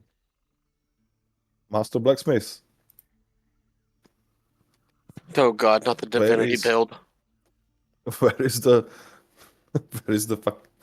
chest I gave you? So I assume it's somewhere. It doesn't follow us anymore, right? It would be back in the temple where we were, because I would assume people would be smart enough not to steal from a chest in the Dragon Temple.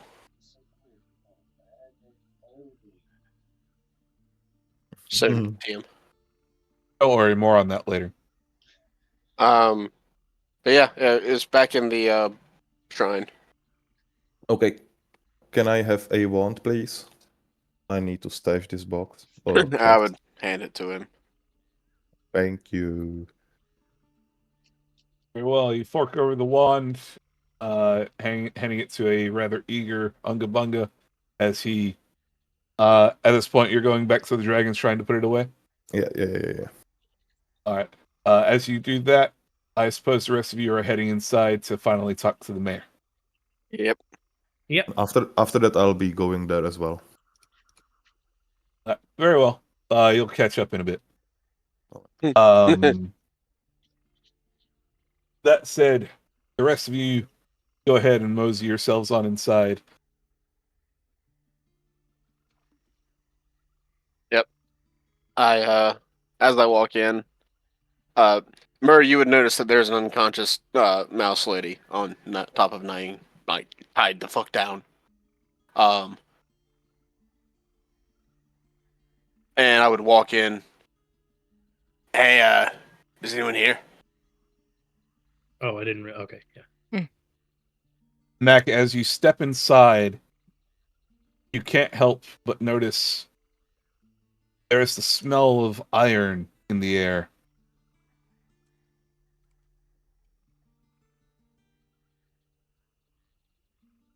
Why does it smell like iron? Do you say that out loud? Yeah.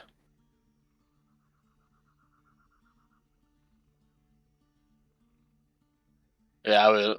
Why does it smell like iron in here? Is this something I'd be able to notice if I look around, or if I step in? Of course, it is pretty heavy in the air. I would look around, concerned. I do not know. Yeah, I would start looking around. Either of you can give me a survival check if you want to, like, identify the smell. All right. Oh, memento poor favor. Benny, what the fuck are you doing? Oh. We have neighbors. They have dogs. Get over it, kid. Oh. That's a 20, dirty. Dirty That's 20. a 21, dirty.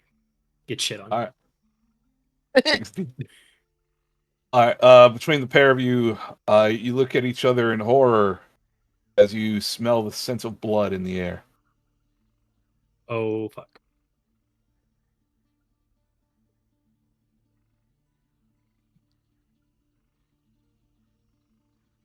Mayor. Randy, I'm home. Mayor. The smell of blood's in the air. Yep, Murray identified the smell of blood straight away. You, with your high perception check, you actually notice a hand laying along the floor coming from behind the desk of the mayor.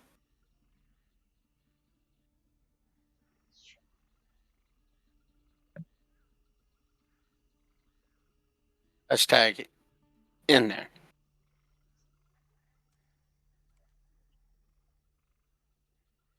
You see Maris Janet. She is on her face on the ground, just sprawled out. She have a pulse. Give me a medicine check. Randy, no. That is 16. Not only does she have a pulse, but she also has a large goose egg on the side of her skull. It's clear that she's been knocked out by something. Hey, where's that fucking healing stick? So she's unconscious? She is unconscious. She is knocked out. You don't see a trace of blood on her, though. I gave the healing stick to someone. I can't remember who right now though, but I know someone else has it. Might have been your healer, Arthur. I'm not sure. I think so. Yeah, let's tend to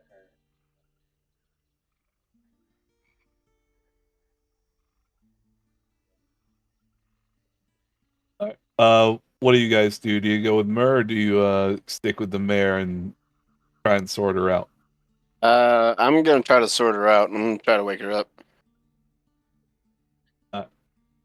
Very well. I'll be assisting. Very well. Good. Anga, you with your healing abilities, do you try and use healing upon her?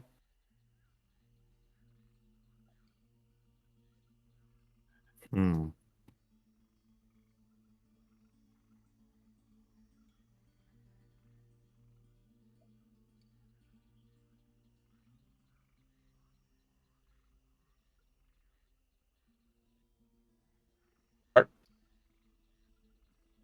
Hello?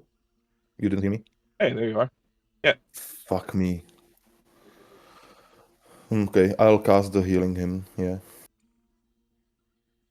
A soft melody comes from well, it resonates from within you and stretches out. You murmur quiet words along with the hymn. Almost a golden radiance comes from her wounds, which at this point seems to be just a knock on the head. A much more steady breathing can be heard coming from her, although she is not waking.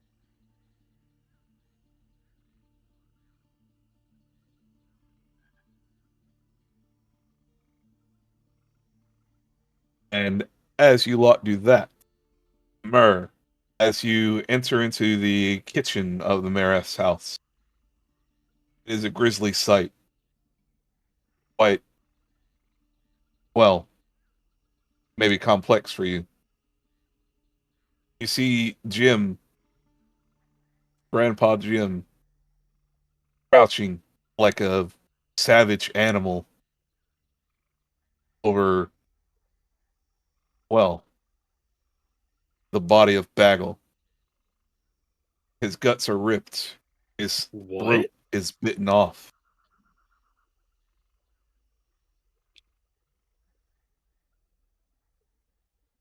The fuck?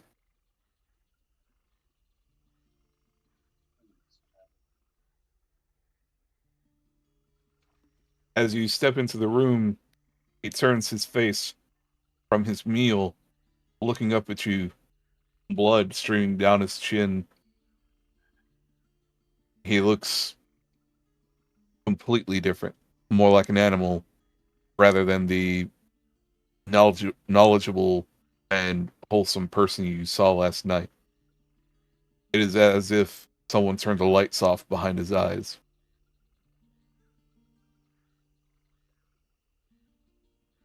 Come on.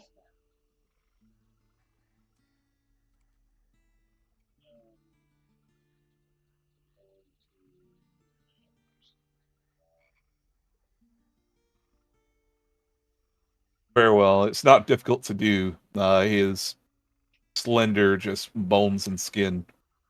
He gives out a rattling gasp and a low growl as he tries to get back to his hands and feet in like a, well, ghoulish appearance.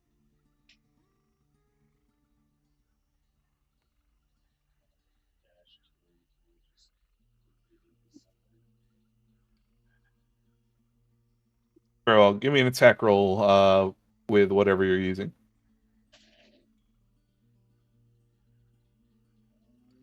Oh, bonus points of his bludgeon.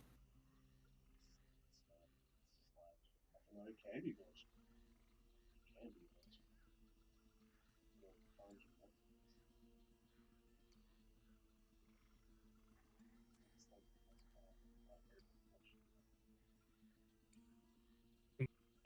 a maul. Yeah, Grey Hammer, I mean. Yeah. Should be a D12 bludgeoning.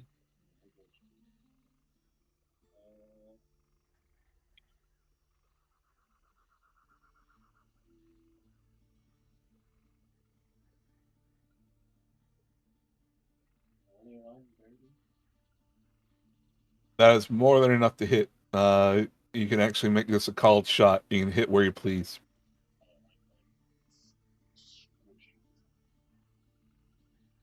Very well.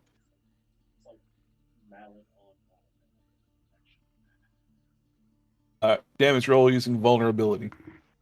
Do you just fucking Mortal Kombat your grandpa? It happens. Auto crit. Double damage.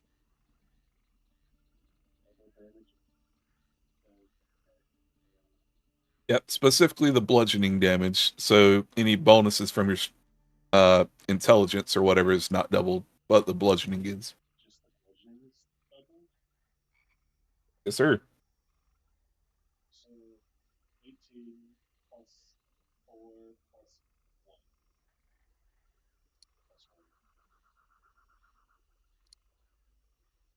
1. All right. So like 20-ish. Like that is more than enough as you smash his head to the point that his whatever goo was behind his eyes is now smeared across the walls, and bile runs down the front of his torso. He falls first to his knees, then onto his face. Well, if he had one. Then onto his face, past tense.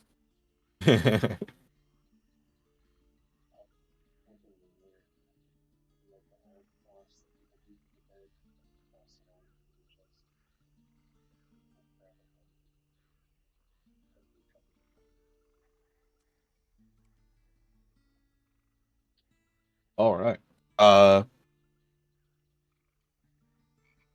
You cover him up, paying your respects, being careful and ginger with him. Then there's the sight of your old companion, your comrade, your previous partner in almost literal crime of opening trade routes to extort profit. Quick out of question. Like, is Bagel leaving the game? Yes. Oh. Ripping Yeah, the bonus. I've been talking with him recently, and he voiced that he will not be returning. Oh. Okay. Well, that's sad.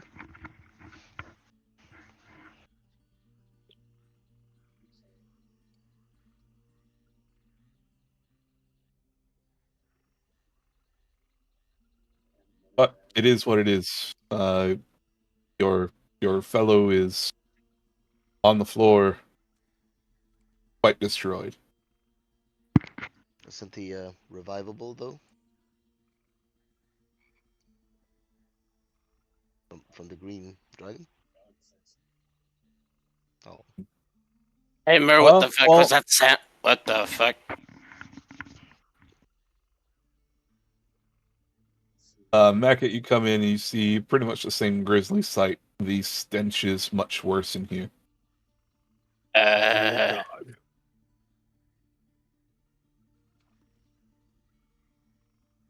I actually woke up like right here. What the fuck?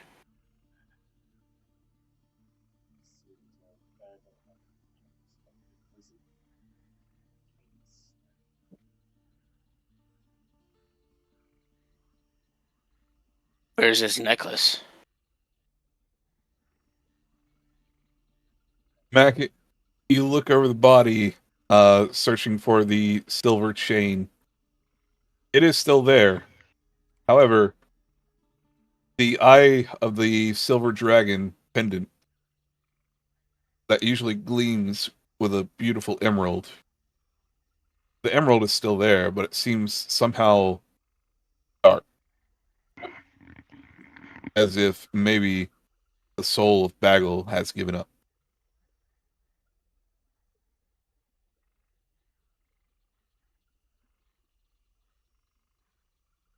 I'll call into the other room. Alright, guys, might want to get in here.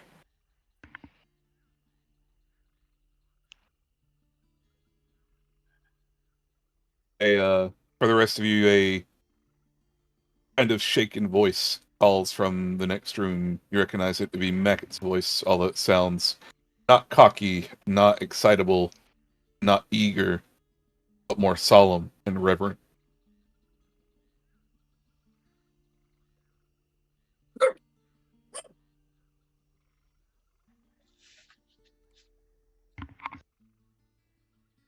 I'd kind of be very sad and quiet. I can safely say I didn't do it this time.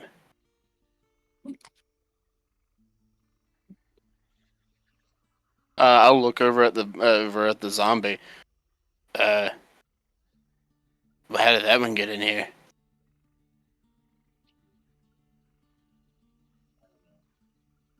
What is that weird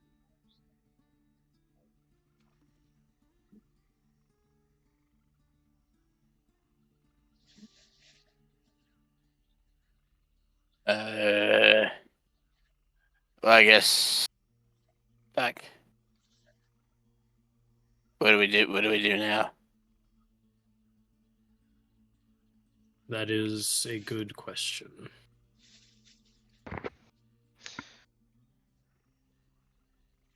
Well, at least Jade isn't fucking with his head anymore, I guess. Hackett. What? Sometimes Just saying. seeking upsides is a good thing. Are you telling me you would want Jade inside your head fucking up your memories and everything too? No.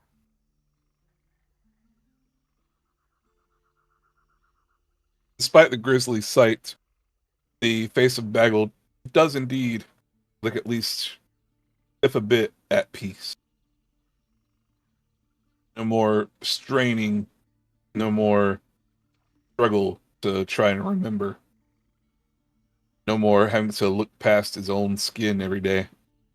No more having to try and forgive something that didn't really happen to him.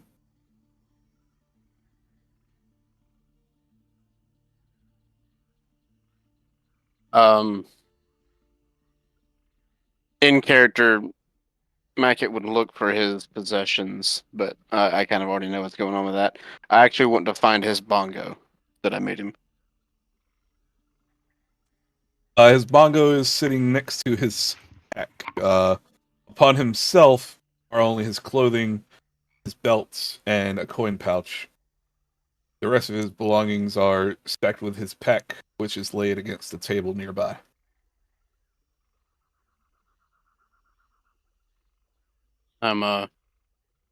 Mackett's gonna. I'm kind of gonna look at Sherman and Merritt. Can you guys handle this? I guess so. Go put his stuff in the wagon. And he's I gonna will grab the keep- bongos and he'll say, I kind of have an idea for these now.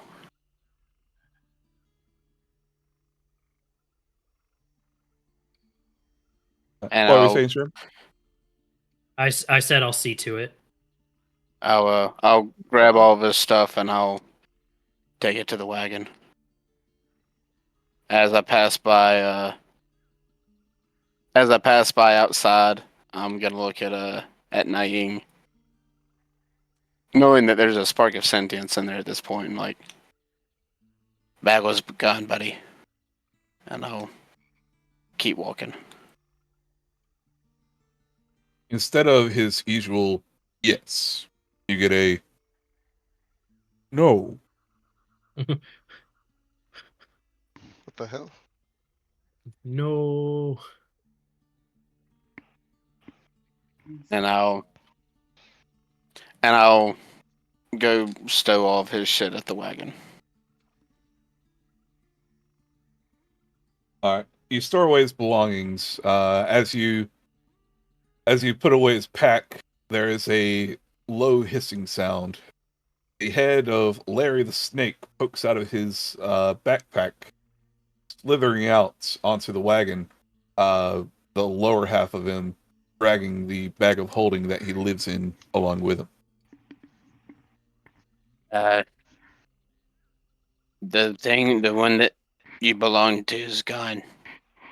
I don't know exactly what you do now, but you're welcome to stay here and guard the cart if you want to. I don't even know if you can understand me. Be nice. There is almost a low bow to his head as he slithers his head back inside the bag. The bag of holding lies at your feet in the cart. I'm gonna stow everything just kind of off to the side. I'll get it locked up. That way nothing can really fuck with it. And as for the snake, I'll take a piece of my ration and I'll drop it in there for him.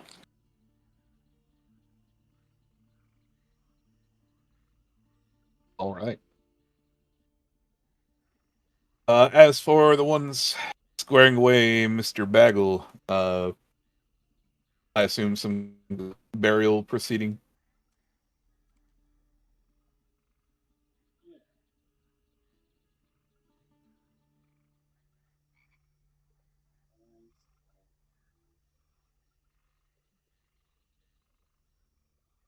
All right. Or do you choose to cremate him and get him shipped back to Prima?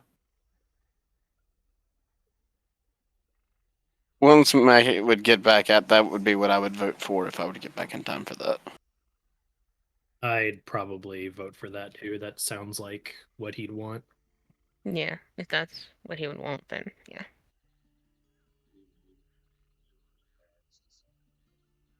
Isn't his wife there? Does he have a wife? His wife? Have a wife? I thought he mentioned he had a wife. As far as I know, he doesn't. I He has a brother and father. I remember mentioning he had a wife. Well, didn't he say that the Black Dragons forced his family to send him out? Yeah. Pretty much. So then, yeah, I mean, they would probably still want his remains. They probably just did it to save their fucking city.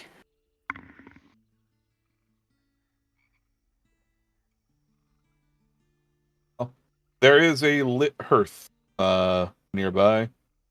You feel it would be suitable for the job? If you guys want, we can do a little fast forwarding. Yeah, that's fine. I'm good with that. Yeah. Yep. Get a little more past the gruesome bits. No, I need details. How's it smell? How's Black Dragon smell? Nope. Yeah, I would. Building a pyre outside would probably be a better thing, but fast forward, fade to black, all that good shit. Yep. After some time, extending into the early noon, you lot are able to cremate Bagel and get his ashes securely into a rather nice, ornate-looking vase. I would.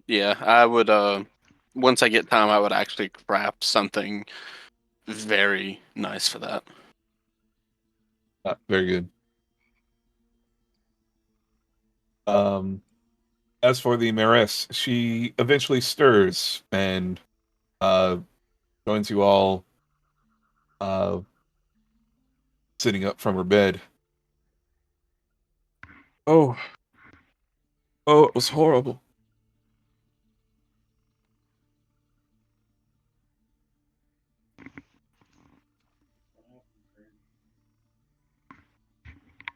Mer, you're here. Good.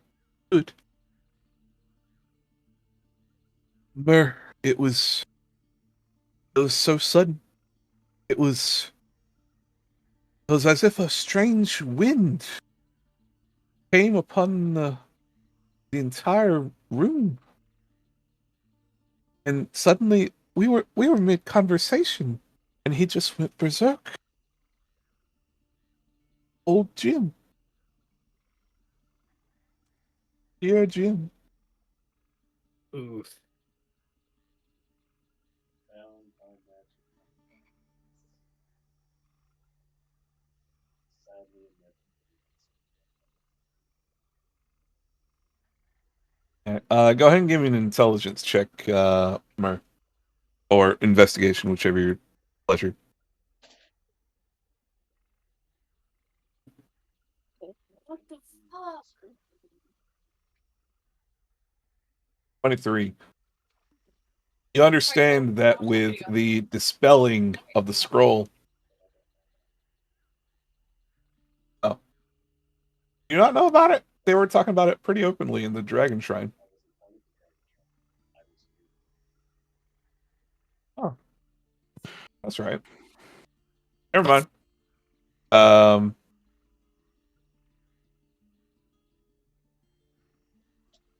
Well, I guess we could say that you guys have had some conversation in all this time. I got no issue with that.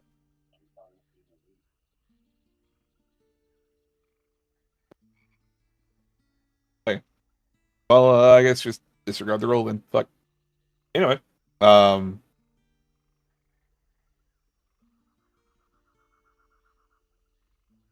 he sits up. Oh, that bagel. Oh, it was awful. You see, Jim, he tried to get me first. Me. And, well, I got struck. It was more by his forehead than anything. He was trying to bite. And, well, I was able to shove him. And I ran. I remember falling and nothing. But your friend was left in there.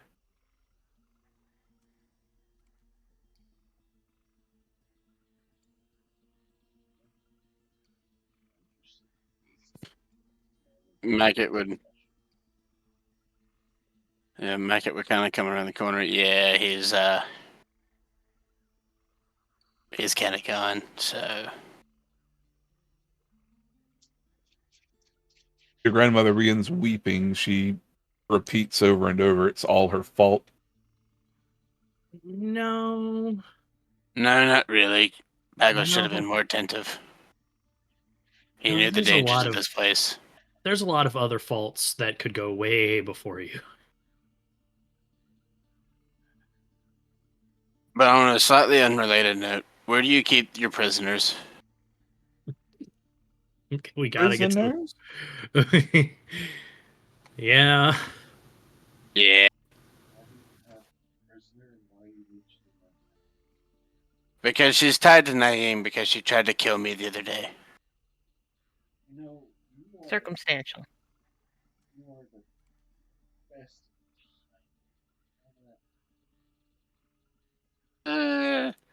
If you say so. Your grandmother goes to sit up. No, he's quite right. I'm the mayor after all.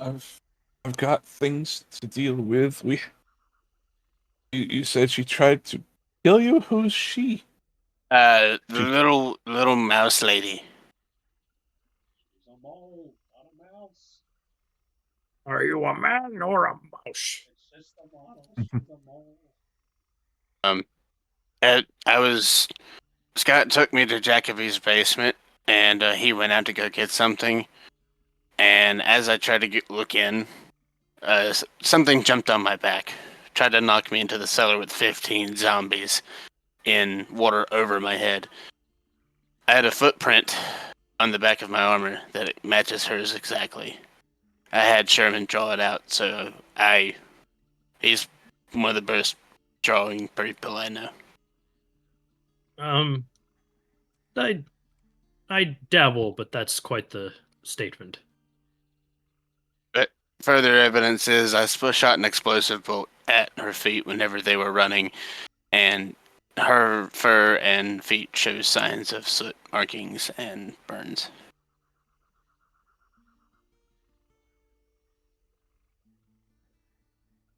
Murray, Sure. Grandma goes to get up from her bed.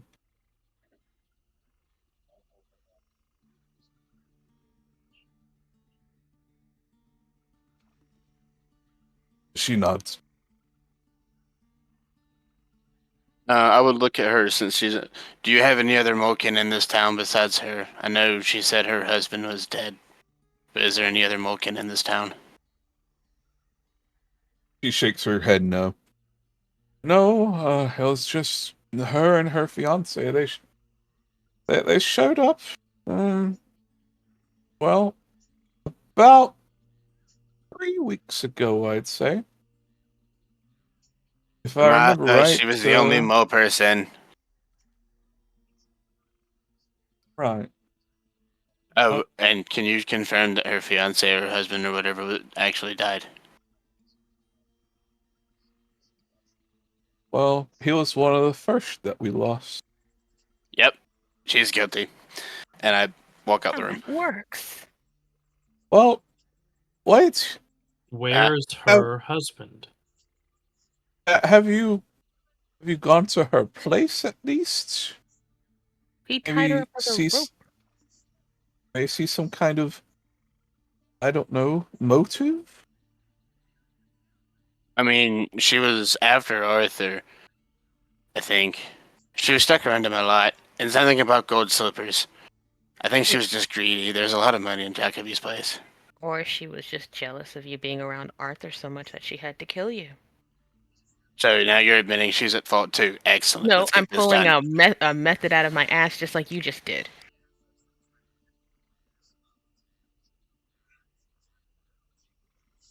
We should just go check her house and see what's there. Okay.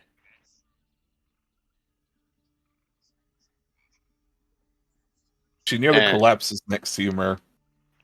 Mer, you'll have to go in my stead. I can't stand right now.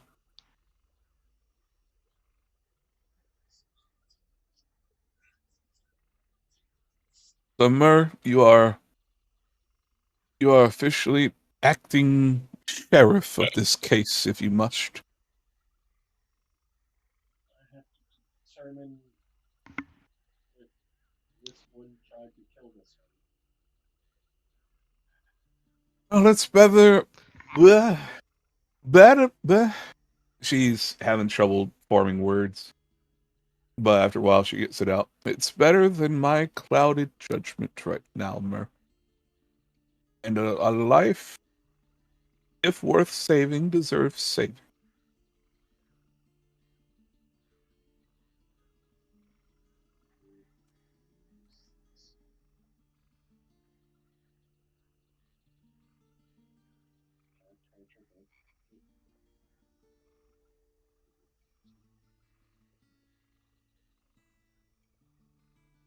She closes her eyes with disdain and starts hobbling back to her bed.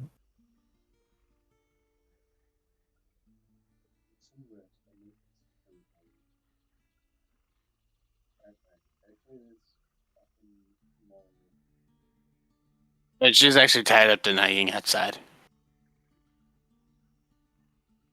We did knock her the fuck out, so you might want to have a wait. Well, we didn't. Unga did. Yeah.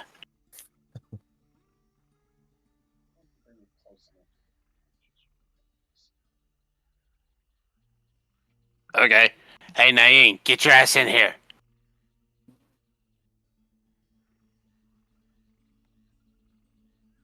Shit. Nope. I was having trouble with the roof. Yep.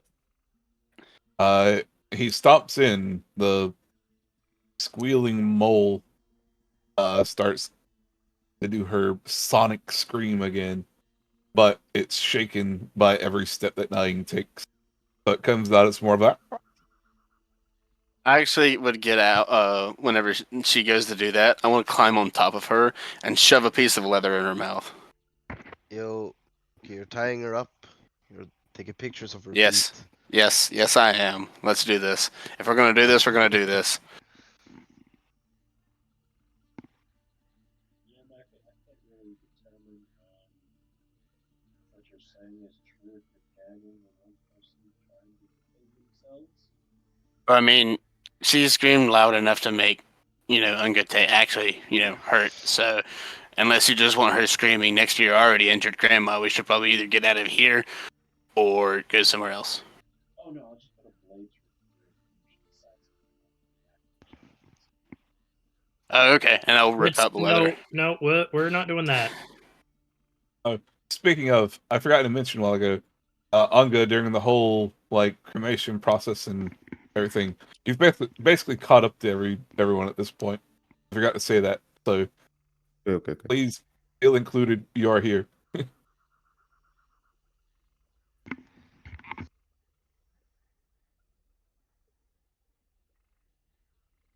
All right. But carry on, Mer. What were you saying? If she tried to do anything, I would kill her. Her tiny, moly, black eyes look up at you in clear worry. Give me a intimidation check or persuasion using intimidation. Also, did I eat her husband? Was it a Yes. different one? Oh, I did eat her husband. Dope. I know who she is. Dope. Wait, that means you would know if her husband did it, right? That is pretty true. 23. All right, you get on the persuasion. Would you like to sift through the memories of her husband? All right. Yep. You do recognize her. You give me a intelligence check. This is a memory check.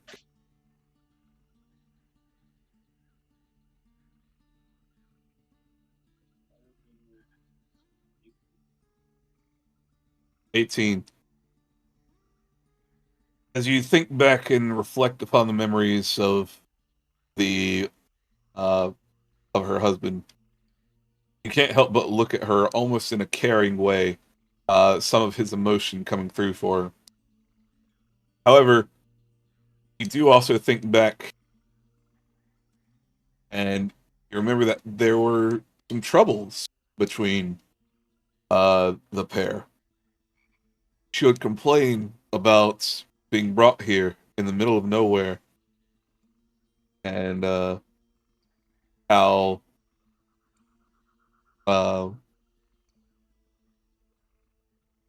one at sometimes she'll be absolutely fine and dandy and romantic, and then the next day she's just off her rocker, saying that's the worst choice that they ever made coming here to Romero.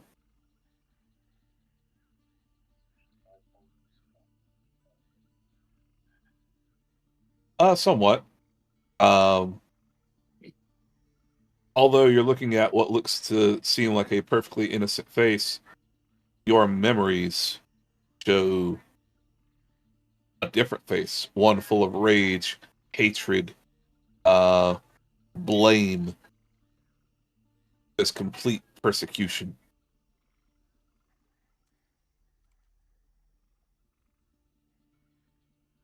It's not looking good for her case. We don't know that. We don't know that yet, but I'm saying her case ain't looking too good. So, as a quick reminder of what I'm trying to deduct here, am I trying to deduct here? Whether or Well- not she is willing to absolutely slaughter someone out of pure jealousy, basically. Hang on. Or if you're able to see when he's a zombie, if you're able to look through those memories, see if he tried to push Mackett into the thing. Oh, he was already dead. I already know that. Yeah, but we're trying to figure out if he did that as a zombie or not. Oh no, he was. So you had already consumed him at that point? I consumed him day one. Oh, that's so fucking tragic. She's cooked. Your case is not looking good, ma'am. As we sift through the memories, we can Of your- see you're cooked. Murray, you also gather visions of her writing furiously in a small leather book. She would tuck it under her pillow every night. Let's icing the cake and check out this book. So she's completely bound and gagged. Well, bound. You told me to take the leather out, so yeah. Have her be muffled. I'm gonna drag her. I'm gonna grab the rope and drag her through. I'm not gonna drag her. I'm just gonna like escort her towards their house and. Sure. Her house is the one directly northeast of this building. We're gonna go on a trip. We're gonna.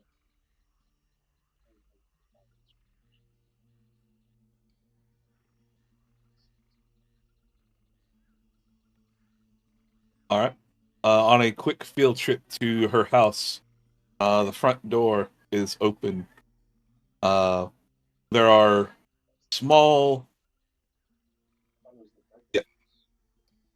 Nope, it's this one. The broken house here is Jacoby's place. This one? Oh, this was their old house.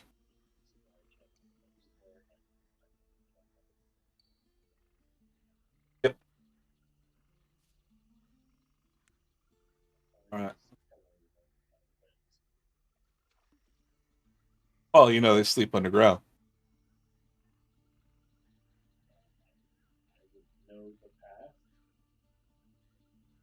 Yeah. You're able to kick up some loose floorboards.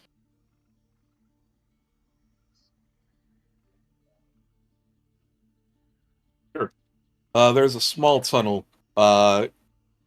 Give me an athletics check to squeeze through. If I'm by myself, I don't need an I mean, I don't know about your party. You guys coming with him to investigate? Yeah, I would be. I mean, I'd assume so. Yeah. Yeah. Consider it a field trip.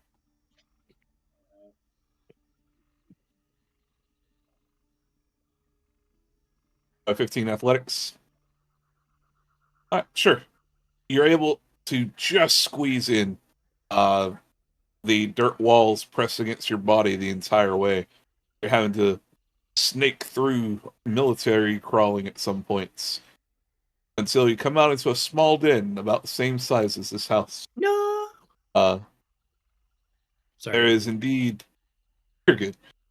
There's indeed a small bed in here made of piled up mounded dirt. However, there are fluffy pillows upon it. There's a nice little den down here.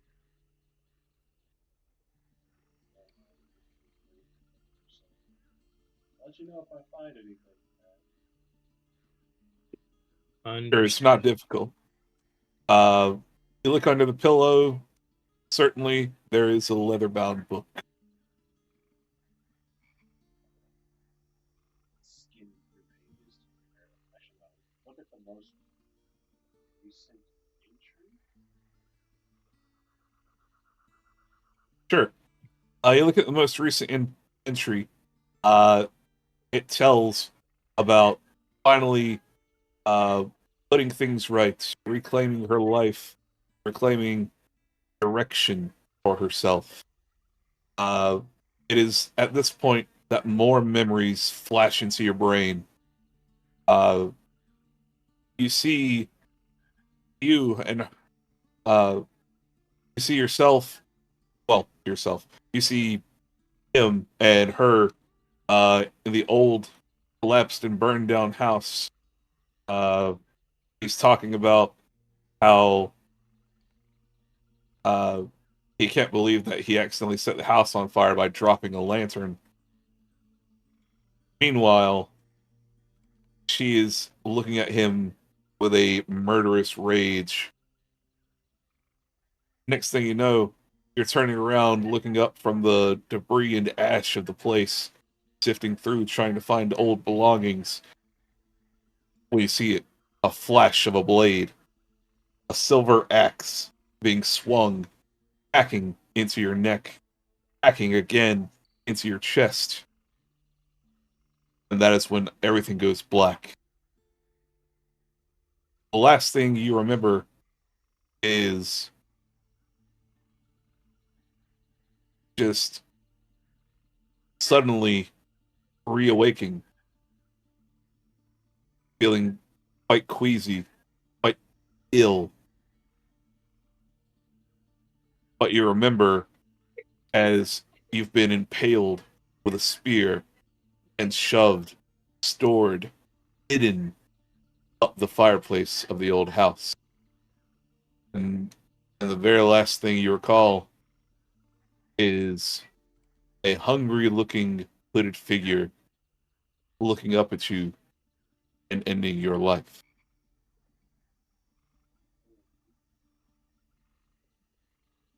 It came full circle. It came.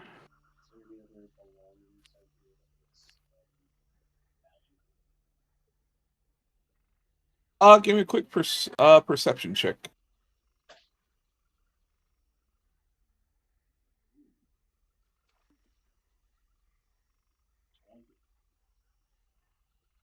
All right, you see a rather loose-looking mound of dirt off to one side.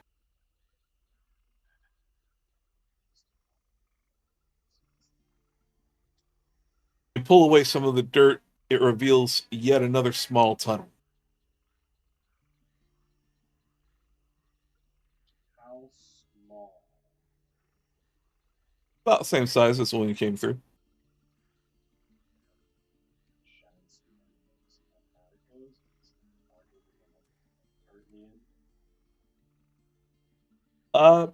Going off your previous perception check, you can see that maybe about 20 feet through this tunnel, there is what looks like an opening to another room. Mackett saying all this, like, do you need help or do you want me to go back there? I'm a little bit smaller. I didn't know you came down here with me. I assumed everyone stayed up top. Maybe it came down while your memories were flashing. What the fuck did I certainly didn't squeeze my way down, but like I'd be at the top of the tunnel. Once it got small, I'd be all like, yeah, I don't feel like crawling. I'll wait. Good luck. Don't die. Well, I mean, I'm kind of wanting to see if, this is actually. Because I'm going to feel really bad if I'm wrong about this, and I really don't feel like making a pair of golden slippers.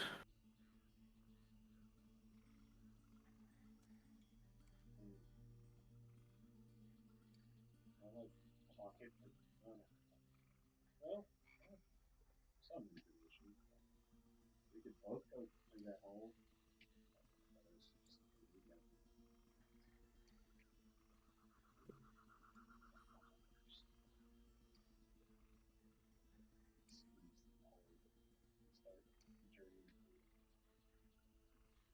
Sure.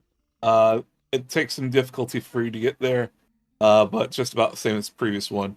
We'll just work off your previous athletics and say that you get there. Mackett, you're able to make it down no problem, as you are about the same size as this mole person. I just stroll right in right after her. Like, yeah, my cousins can kind of dig a little bit. Pretty much. Murr, as you emerge into this room, the smell of food, the appearance of all kind of little trinkets here and there, a very small pile of gold, just different, interesting, nice resources that would have been good for the community to have been hoarded down here in this den. This bitch dumb evil. Oh my god.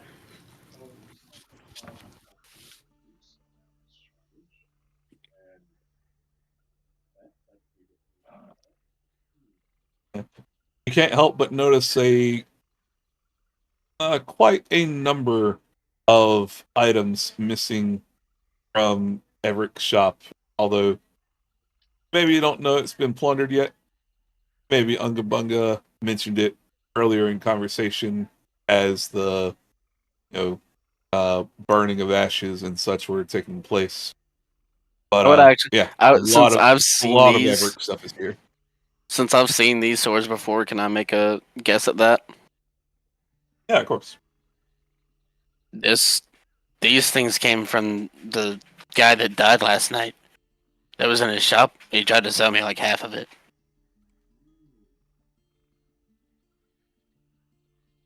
And all of it's silvered.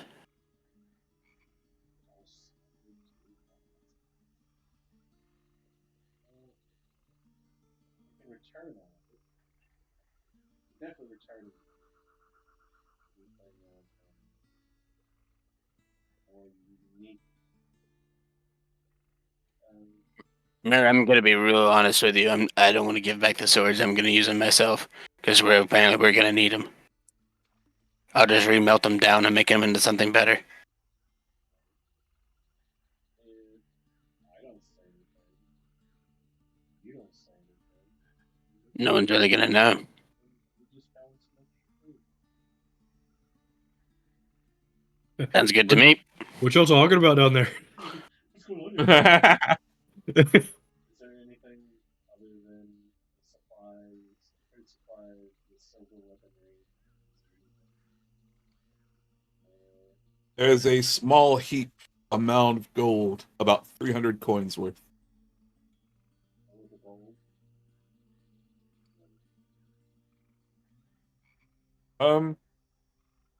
No, that's about it.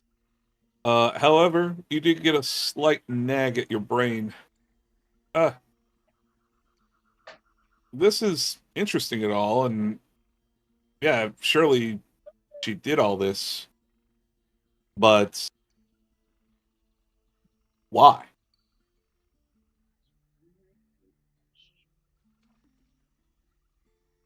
She's clinically insane. How do you access physical evidence? Jody, I see like baskets down here, right? Sure. I'm gonna call to the top of the tunnel here. Hey Sherman, Yeah. grab this rope, and I'm gonna take some rope and a grapple hook, and I'm gonna fire my grapple hook up the tunnel. I would like to prepare to catch it. Herman, give me a dex save. Here goes, ladies and gentlemen. I'm kidding. I'm trolling. You're good. I caught it. I mean, if you just shoot and grab him from the tree, it's fine. I'm gonna tell Mer, I guess we should get this food up, and I'm gonna start loading food into a basket. I'm gonna pull the rope once to let Sherman know to pull it up. I start pulling. All right. Sherman, you go pulling up food. Large amounts of food. Dried meats. Looks like mostly pork jerky. There's all sorts of like potatoes, vegetables, just all kind of nuts. Quite a good feast worth. Well, more than a feast. A mini feast. I would actually shout up too. I think I found the food supply. And Or as we found the food. Not looking good for our girl here. you receive up a veritable small market's worth of food. That being said, do you go to pocket any of this food for yourself? Me? Yes, you. No. Okay. There's nothing else in second gen blue like that. Have a private conversation with this. Now, as you're about to turn to leave, your mind kind of pulls towards the journal. There's got to be something in there.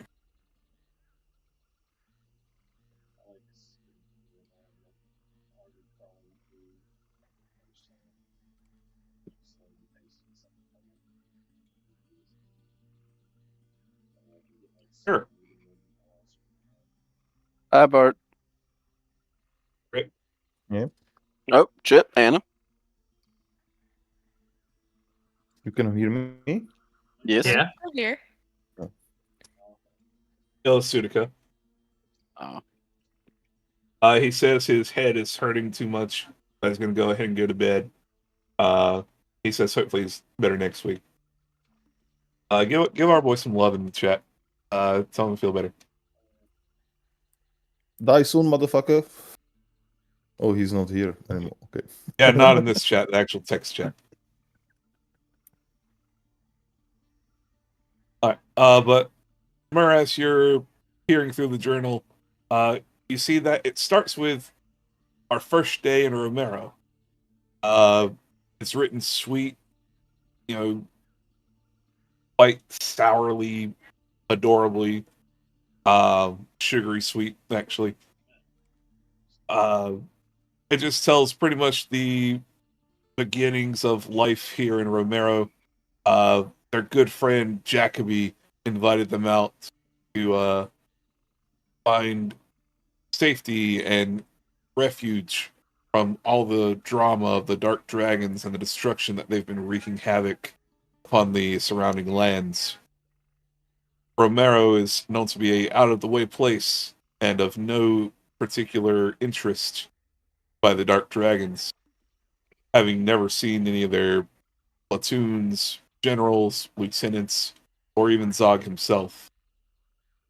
Nay, never even a Dark Dragon has come across the sky. That said, however, days go by, she gets bored of the country life. She grows tired of being away from her family and friends. She talks more and more about how she misses the bustling streets of Nanai, as apparently this is where they moved away from. She goes on further, talking and complaining that there's not enough food to go around here. Talking about how the house that they in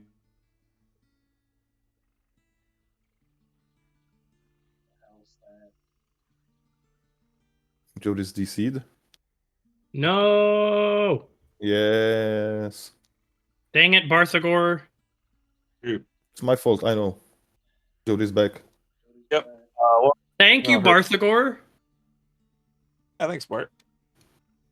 What the fuck? There's not enough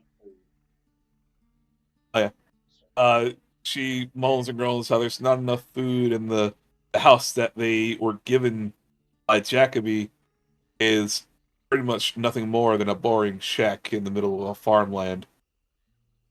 She complains about the heat and humidity of the valley floor. She goes on and on to talk about how much she hates it here.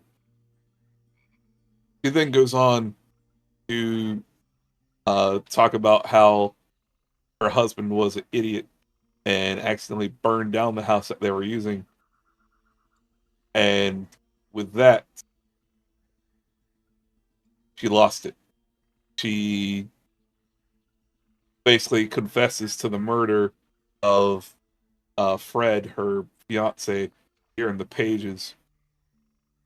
And then she talks about how she deeply regrets it and is having to live, and how she hates having to live off the donations and the pity of the other villagers, especially Jacoby, who invited them here in the first place. All of their belongings were burnt in the fire that they brought from Nanai. She can't even have the basic things that she once loved and enjoyed. No, there was no comfort from this misery, and so too shall Jacoby never feel the comfort of life once again. She goes on to state how she That's quite the jump, don't you think, hun? Like, let's. I goes don't on. get my 1,000 thread sheet, so you shall not get another 1,000 heartbeats.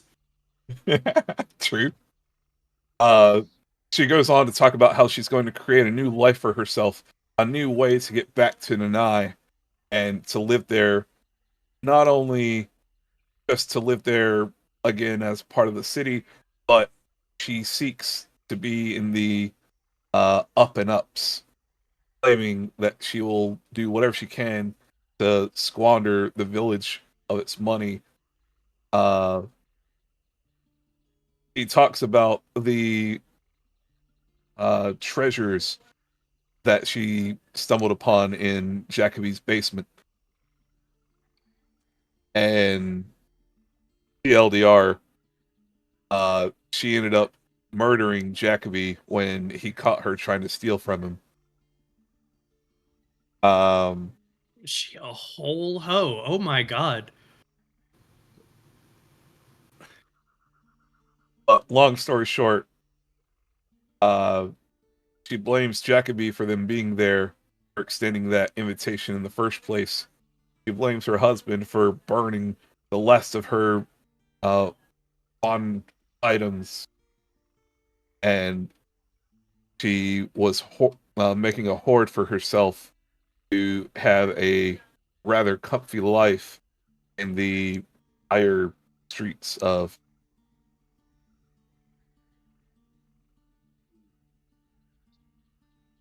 So this is when I wish that Alpheus we could just have a furry lackey and do stuff, potentially for me. But that's an astral universe. We're here to pass judgment.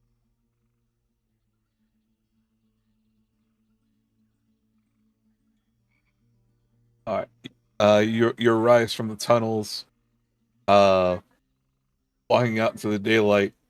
She stares at you, uh, kind of blankly, but also hopefully. I'll have Albedo send the gruesome images of both her husband and of Jacoby's body. Actually, no, just her husband. Because I would remember Jacoby's. Very well. There's a sudden twist to her face, along with a very slow, creeping smile. But she says nothing. This bitch whole ass crazy. Well, I'm pretty sure I have the answer to everyone's question. And Is that her? I'll give her a chance to say yay or nay. And after that, we'll see what my is. I'm not gonna hurry.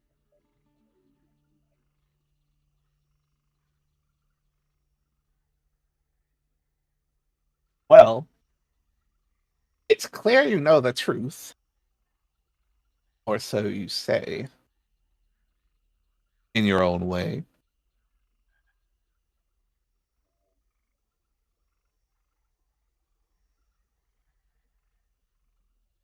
Oh, I suppose what are you waiting for?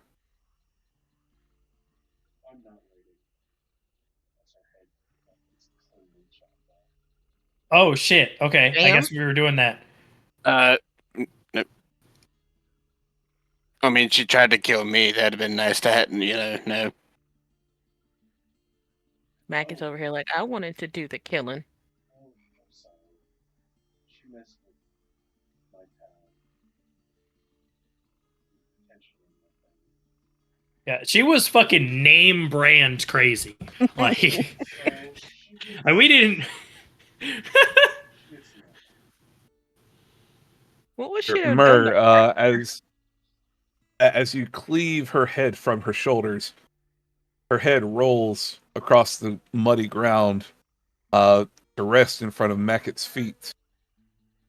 Mackett, you look down, you see that same innocent looking face with a cruel smile just staring blankly up at you. The eyes go from a dark black to clouded over with a silky whiteness. Give me a dex save. Oh, Oh, hell yeah.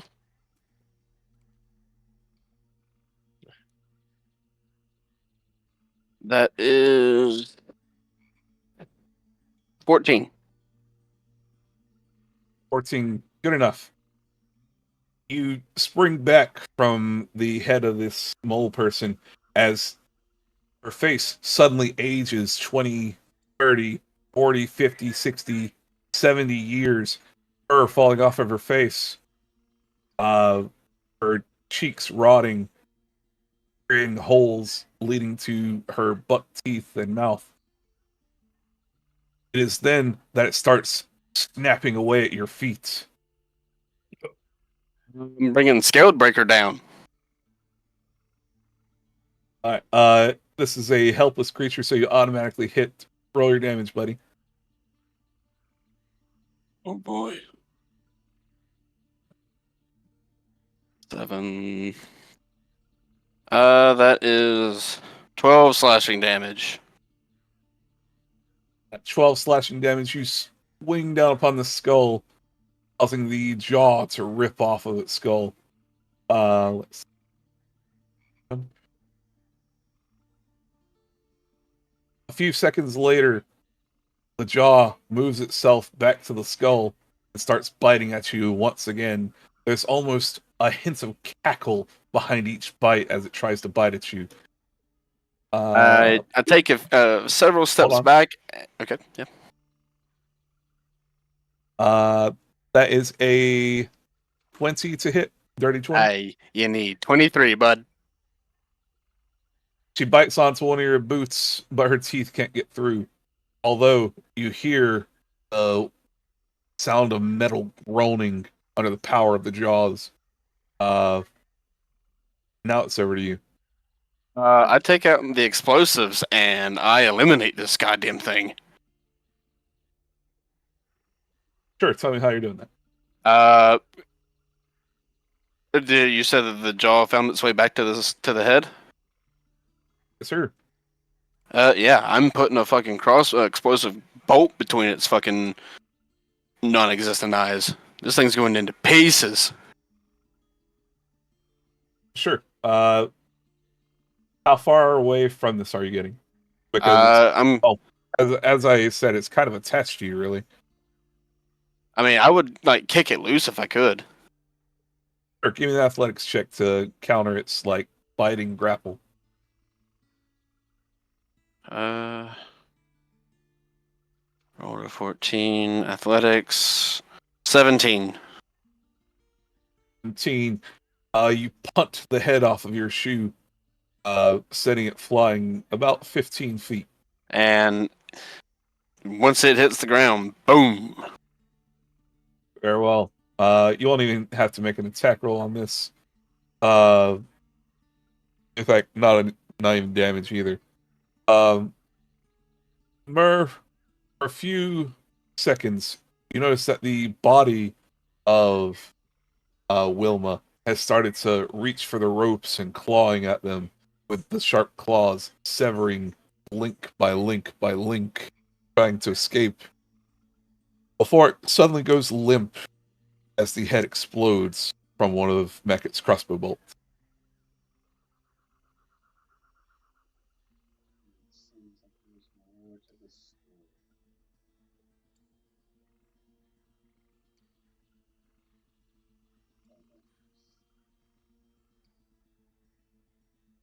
Side quest complete. great evil that I found out about last week. Fun. Love learning about great evils. There aren't enough of those. Bro, why is your town so fucked?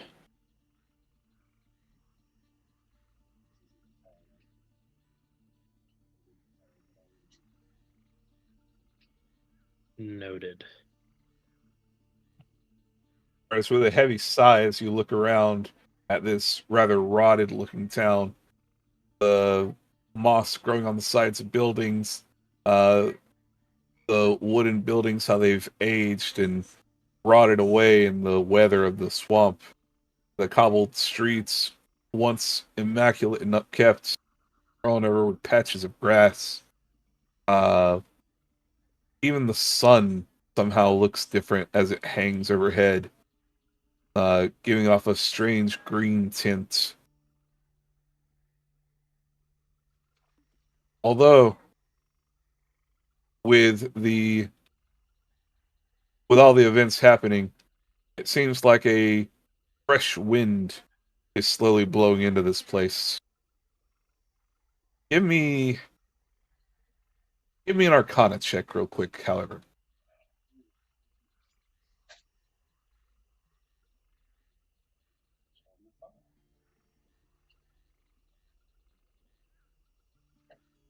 There is something still magical about what's at work here.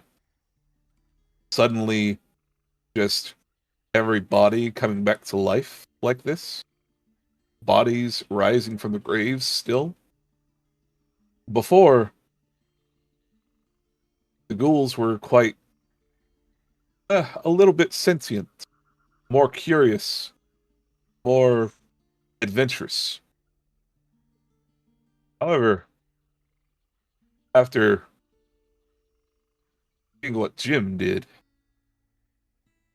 well, seems like whatever was keeping the forces of the undead at bay, or at least that bit of sentience added to them, has ceased. The source of the undead still exists.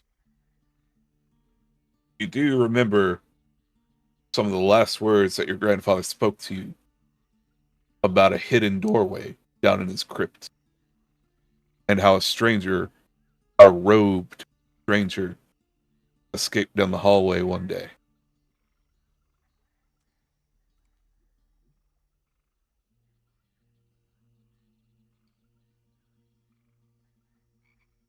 And then why they're becoming more savage. Change that. And I relay the passage and everything to everyone else. Just list out a few things that you're mentioning. I mentioned that there was a secret tunnel underneath the mayor's place, and there's a greater evil hiding. That the possible wizard has used travel ways.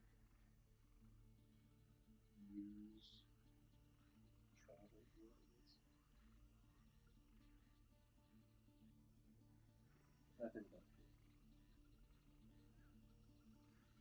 Fair enough. All right. What about the rest of you? What do y'all make of that?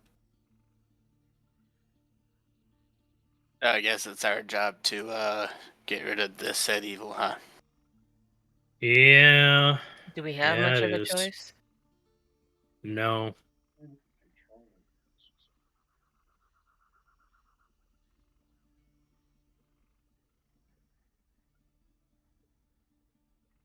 it. I mean, I'm down with controlling. Yeah, some of us don't have magic like that, so it's probably best to just get rid of it. I mean, but this group is made of I magic don't- users. I don't want to fucking hear it from Miss. Let's hear her out. All right. We found out way more That- from Miss Let's Hear Her Out than just Let's Kill Her. That hoe was hardcore psycho. Okay. We wouldn't have Okay, found all this stuff out that if we was just killed her at the Dragon Shrine. that Nope, was but we would have been correct. that was some name brand crazy. All right. And no one knows about Okay, and Well, this I group mean, is not name brand was- crazy. That was some Gucci nonsense that she was on. Okay. We haven't killed people and robbed stuff. that. I don't know people. I Killed. mean, I've I killed mean- a lot of dragons. Yeah, I've killed a lot of the evil people. I mean, Anyway, you literally got pushed into the basement because you were grave robbing. technically not grave robbing whenever the owners said we could have it, because Scott's the technical owner of that now, and he's my apprentice, and he Mhm. said we could use it, so it was not grave robbing. Never trust a Rubenstein. You're probably right about that, actually. I trust this one. Did he have any paperwork to back that up, or did he just say, you know what? He Believe did me. actually. He produced a deed and everything. Yes, he did. Mm-hmm. Like, fuck around. Yeah. He was legit on it. You still was stealing from a dead man, so Nope. The owner said we could use it. I was talking about the previous owner was dead, and you stole Yeah. his stuff. You can't steal Nope. from the dead. They don't need it. Speaking of dead, Oh, there's for still a fuck's dead sake. body. There's still a dead body tied to Naeem. Yeah, just untie the ropes. Let's Yep. get her. I'll take her to get buried. No, burying's too nice for this one. Oh, we're in the fire. She tried to kill me. Burn that bitch. Sure. Who's taking care of this body? Well, I was stopped, so not me. Back against the I want to take a nap. I can get more exhaustion All right. before we go do anything else. All right. So, it's sounding like a short rest, at least for Mur. Then, Am I exhausted from fucking lockpicking?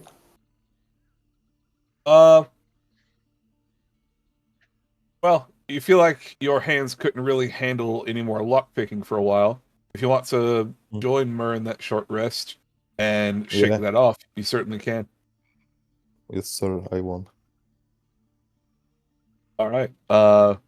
You and Mur go about leisurely activity or rest. Mackett, you are dealing with this body, yeah? Keeping any explosives very handy. Yes. Very well. What's your passive perception? Yes, the perception. That's like a 16. All right. In the fancy kind of woolen robe that this mole woman was wearing, you spy a pocket and the corner of a paper poking out from it. Yep, I will grab that. Very well. On the paper, you see all sorts of strange glyphs, runes, symbols. None of these make sense. They don't look magical in nature. This will be saved for later time. All right. You do spy one thing you can understand. Hmm. Somewhere among the symbols, you notice 100,000 gold.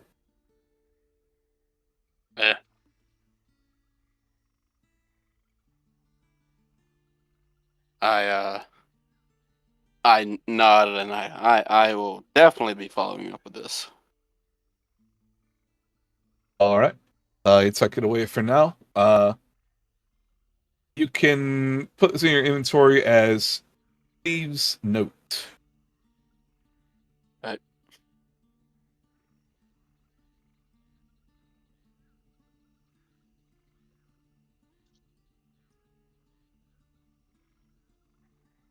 And now I deal with the body.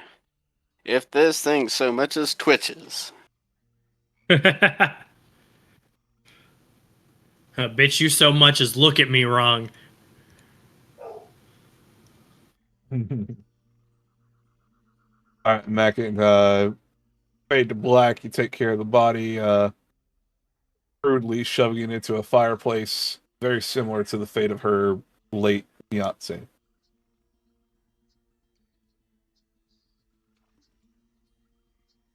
Yep. Now to take care of this greater evil.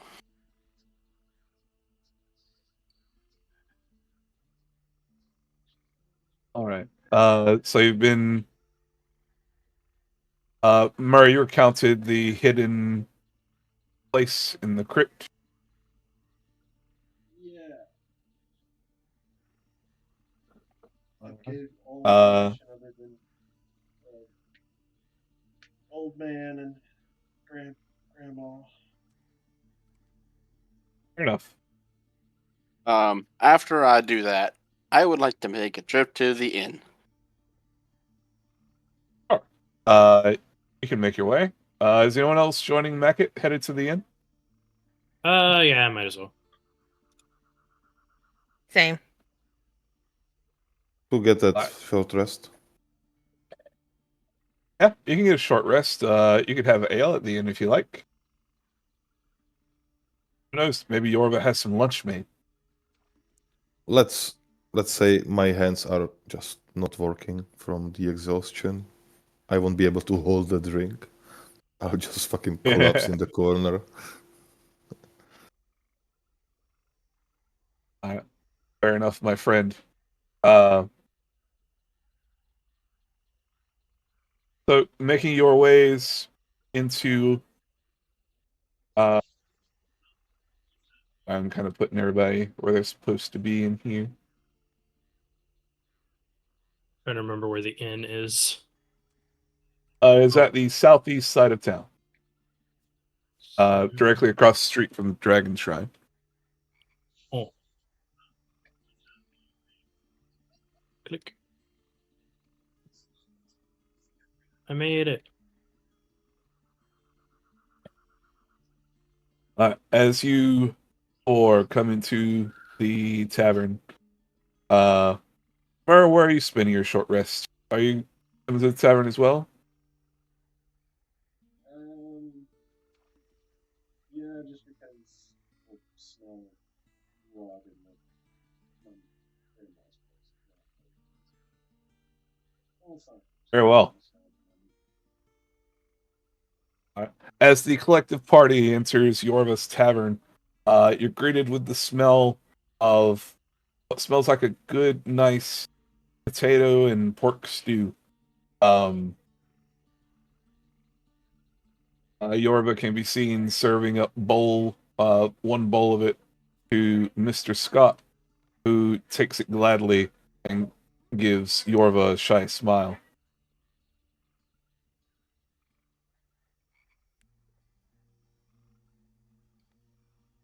The only other thing here is the crackling fire in the dining hall, and of course, the smell of tobacco smoke as the fellow in the dark cloak and pointed hat starts to light up his pipe again.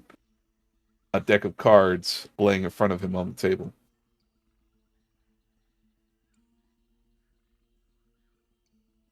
Yorva greets you all as you come in. Oh, hello, everyone.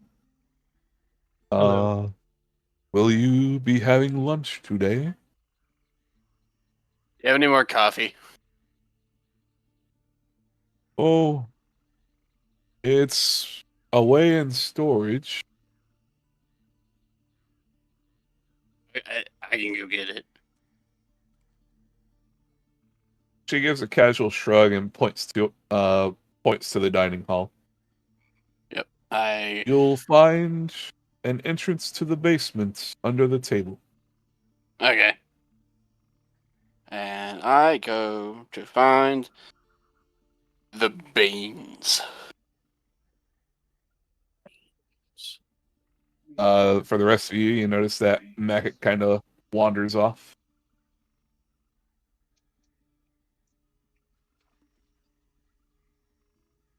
Yorva sets out 5 bowls and fills them full of stew.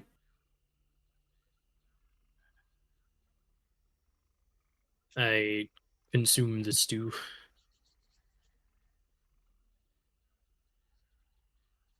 Ah, fuck. I'll just be here eating stew. If I would stop pressing the fucking wrong button.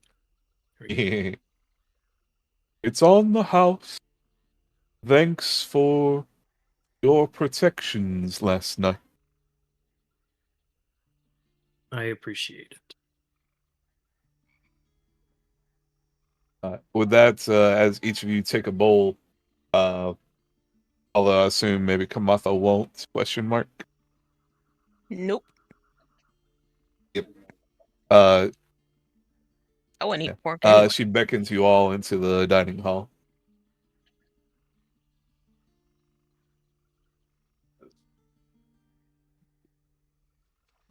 So Mackett, as you enter the dining hall and stoop down to look under the table, you indeed find a door style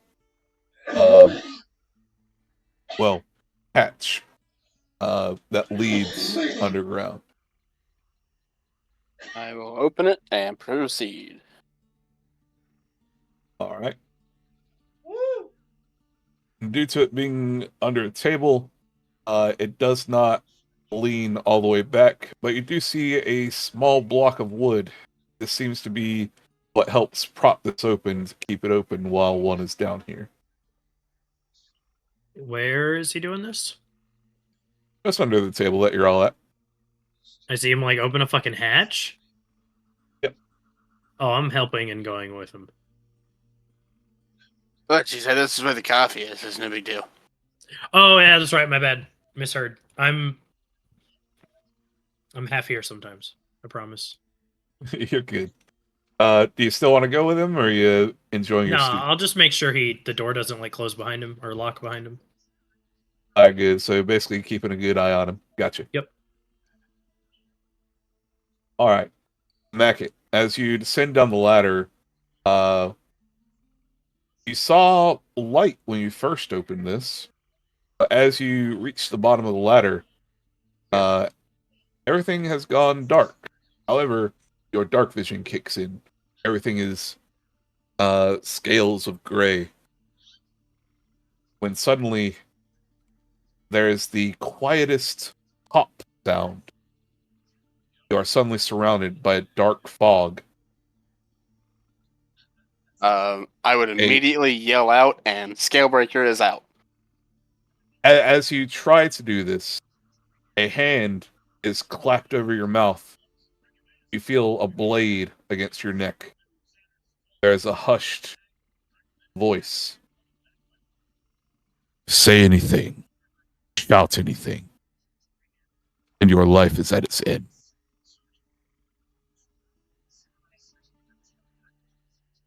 Who are you?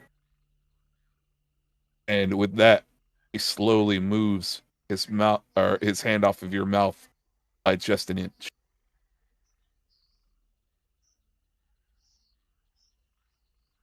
You go to calmly. My name is Mackett. You know murder. Yes. With that, you feel his arms unwrap around you, the blade leaving your neck. With that, the fog dissipates at the sound of snapping fingers.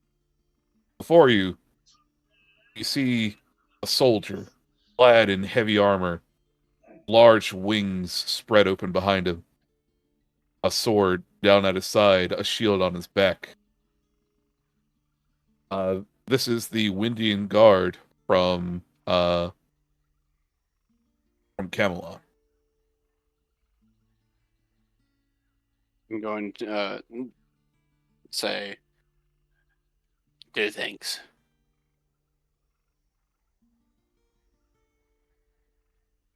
You ever do that again, it's probably not going to be good.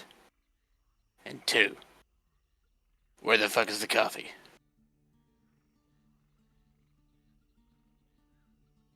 There's a half smile, and a low muttering sounds something like,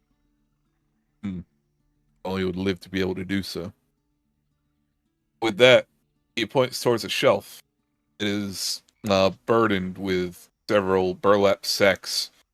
Several are covered in dust and spider webs. There's not much down here.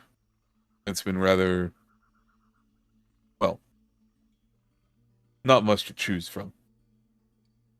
But I waited Hey. here. Well, we kind of changed that today. I don't think there's a food shortage anymore. I returned. Sorry. Do what? He mutters, "Thank the gods." He then points his nose upwards. Ah, smells like actual food is being served today.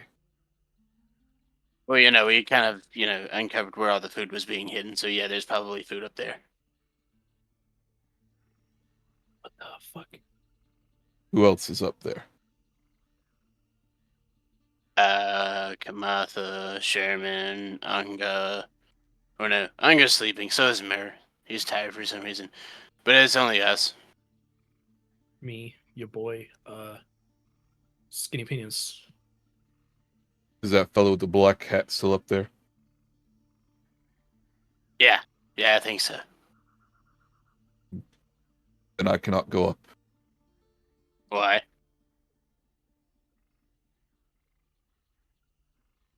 It gives you a look that says, "How stupid are you?" And he just kind of gestures to himself and flaps his wings halfway. Yeah, you're a bird.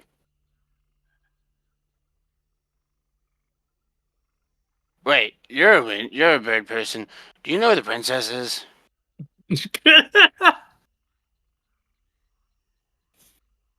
I see Murr has not filled you in. Yeah, he tends to not do that a lot. I must speak with him.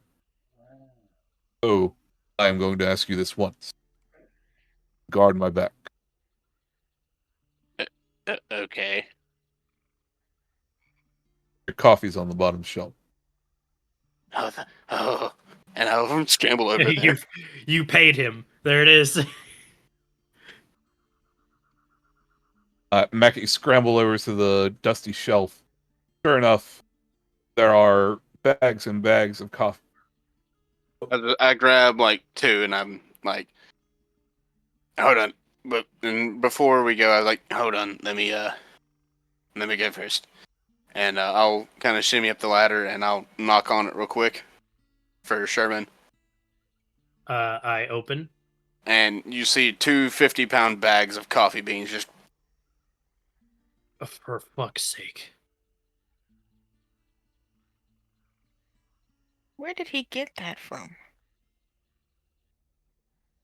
A hole in the ground. And shortly after that, you feel another tap on your boot. Foot, and I look again. There may be a fight. What? Yeah. I found someone. Are we fighting the person you found? No. Oh. Then what?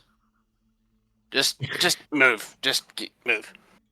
I kind of help him get out. I prop the two bags of coffee against the wall, and then I'll knock on the trap door for him to come up to.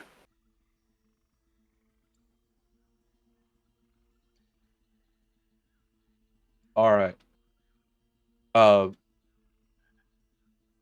As you crawl out, Mackett, right behind you, cautiously scanning the area, scanning the faces immediately in the room.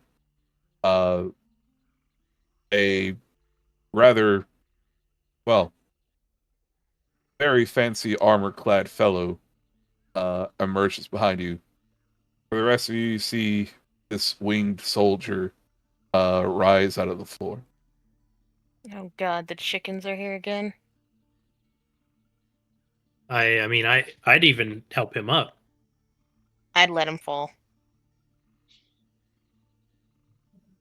He gives you a grateful nod, Sherman. What are you doing here? Well, if Murr had let you in, which, He rarely does that.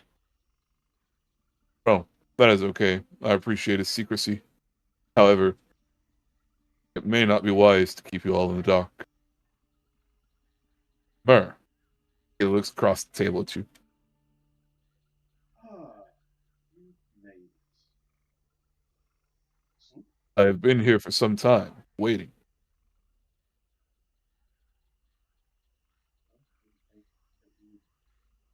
in the face, well, because I'm not sure that. Well, I'm here. You're here. What you got? Jesus. Before There's- he says that, I'm gonna look at him. Oh, you said the dude in the black hat, right? He gives you a nod. Is he going to be a problem? He looks from Sherman to Murr to Mackett, Kamatha, to the Raven, to the other Raven. I'll look at him and say, "It's okay, I understand." And I start walking out.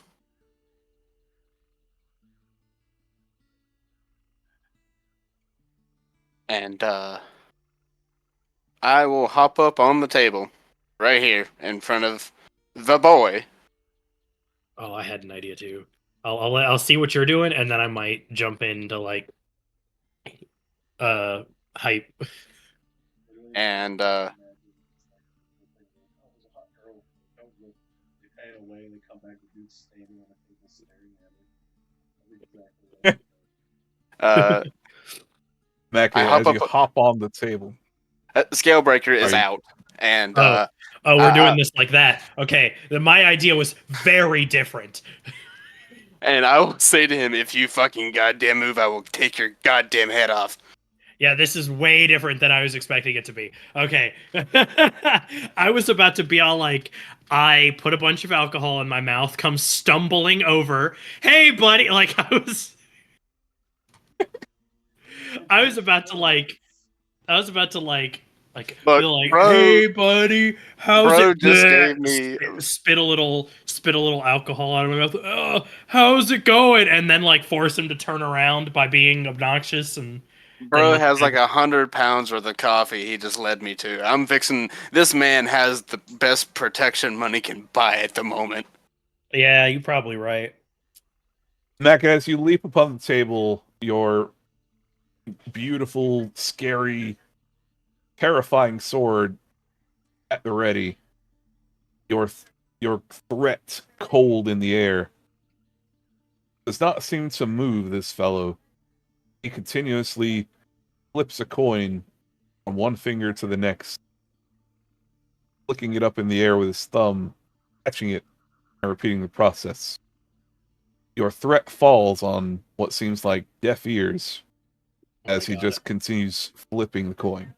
As I I say know what that, I'm about to spend the next like month practicing just flicking a coin from one hand to the other. Oh my God, you've done something, Jody. and I'll say, "Okay, let's go, guys." It's all in the palm. You can find it. Let's go where? I don't want to. Wherever this dude says we need to go. I'm not listening to the chicken. Man, why the snake racist? Because First the bird off- is racist. First off, the snake lady said no kill mouse. Mouse bad. I'm not listening to Birdman. Birdman lead us to good bird princess who help complete quests. You're right. I wasn't here for that quest to know what y'all are really talking about, so fuck the bird. I I mean, heard about it in passing. Yeah, we've heard about you've heard about it. You literally Depending went on with the- me and Bagel to the fucking chicken land, and you hated Depending on every the bird, I moment. might. Yeah. And we did it for the quest we're talking about. Yeah. So you know about Still it. don't want to do it. So I say to the group, we have a person, let's go. Why do I have to help the chicken people? It's the hooded person with Who? Which one? The one I'm threatening actively.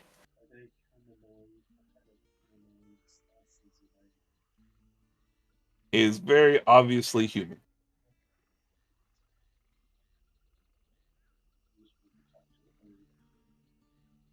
Yep. So Mackett, are you getting off the table and walking away? Bro moves, I'm hitting. I'm staying right fucking here. He just continues flipping the coin. He doesn't even dignify your presence by tipping his hat up. That's fine. Let him move. He'll find out what 2d20 thunder damage feels like. All right. So are you just staying there? Yep. If Birdman says I need to watch his back, I'm gonna watch his goddamn front. I mean, I'll probably be watching the bird guy and like helping him and making sure he gets out. I'll have his back. All right. I'm gonna go, ooh, soup. Oh god, she's more interested in the soup that she won't eat than the bird person. With that, the bird fellow will walk outside. The entire time I'm backing away, making sure to not like put my back to him. But since the token won't do that, Fair enough.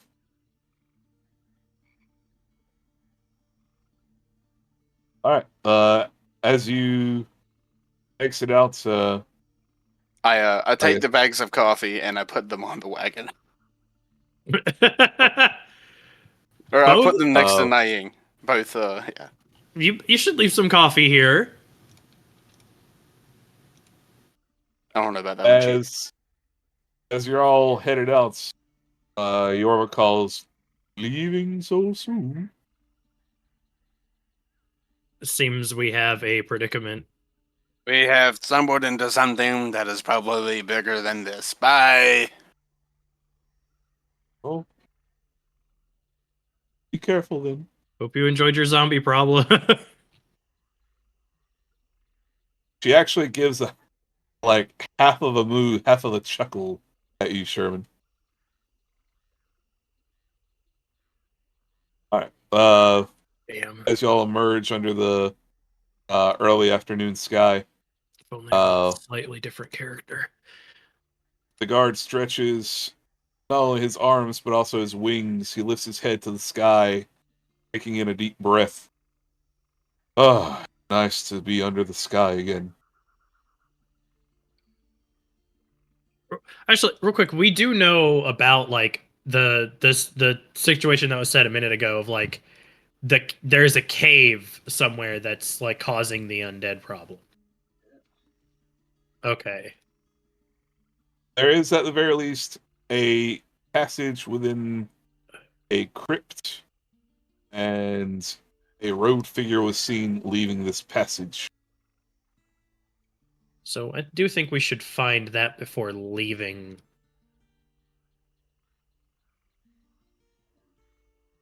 Oh, Yeah, I'll be with you then. Yep. Bird conversation first. Oh, a I lot was of worried, you.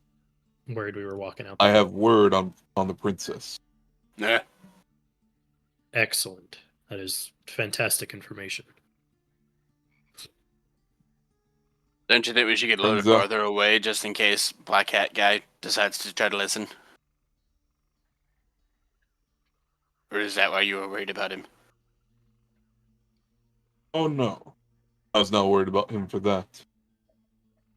More that, well, his type are some of the ones who would seek out us Windians.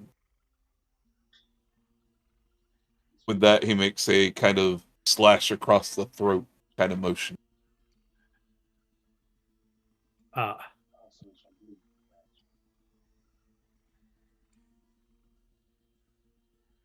Yeah, he gives a curt nod to you. But as far as the princess goes, turns out she is indeed being kept up in the tower, much for the same reasons. Wait, what tower? The wizard place? The Tower of Kong. Ah, shit. It belongs to the wizard, of course. Mary, I didn't only you know say this this because is... I flew by there.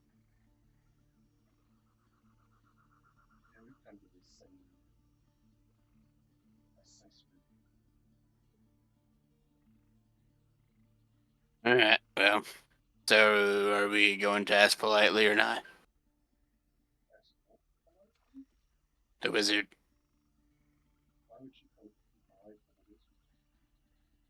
To have the princess back.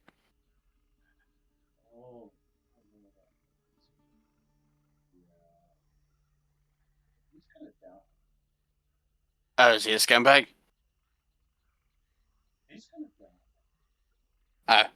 The wizard is the great evil that he was telling you all about earlier. So he's an asshole. Okay, yeah. Vindication? Vindicators forward. This is your last chance. This is your last chance.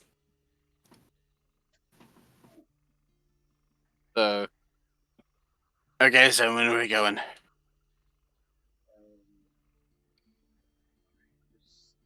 Still have time before nightfall. Prepare for the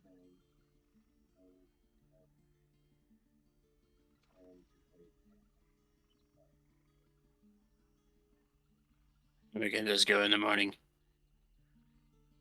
I will be happy to accompany you and lend whatever aid I can. Understood. I don't even think that'd be necessary. God, you are so negative today. What happened to you? Are you okay?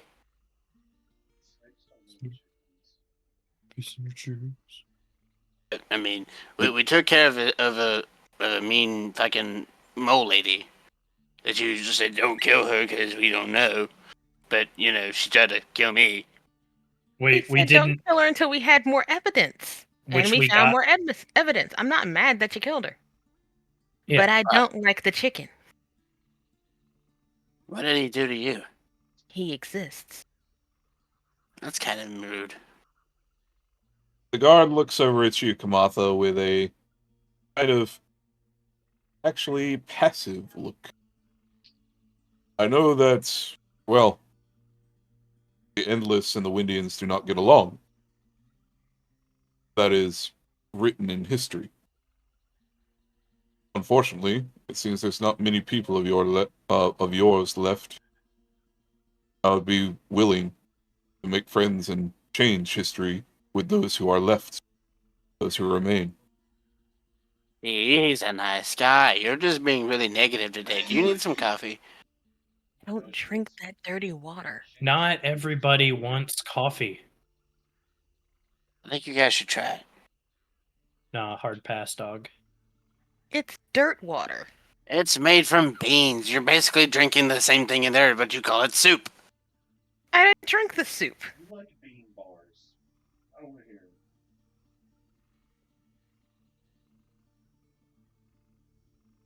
it. You like bean bars? What the fuck? Talk about chocolate. Oh, chocolate. Okay. I was confused as shit for a second. I was like, what the fuck are bean bars? Bean bars sounds like I had to come back. Honestly, bean bars sounds like a fucking thing you would feed your duplicants and oxygen not included. But I mean, Feeling that his olive branch has been ignored, his wings sort of droop a little. Well, I suppose history has its place. Now then, Look at what you did. I've been able to get close to the tower, although it seems, well, at least to my eyes, impenetrable. Wait, how far is it from here? For me, well, maybe an hour's flight. For ground travel, well, if you're quick about it, you might get there by the morning if you started now. It sounds like we need to pack up and head out. My man. You can take a nap on the way there. He said by morning, so you'll have at least one night to have sleep. You mentioned some sort of evil here in the town. Yeah, we kind of solved a lot of zombie problem. Working on solving the zombie problem. It still exists, then, this problem. Unfortunately. Well, that and we got rid of, like, a psychopath, we're pretty sure. Literally killed this bystander to sleep so real. I see. Well, there is certainly some foulness coming from deep in the ground. I can feel it through the walls in the tavern.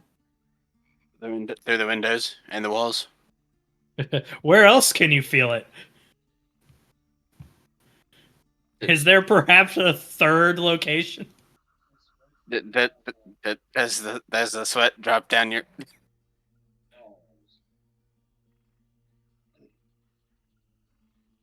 I'm not amused. You should be. That's on you, bro. We have another day.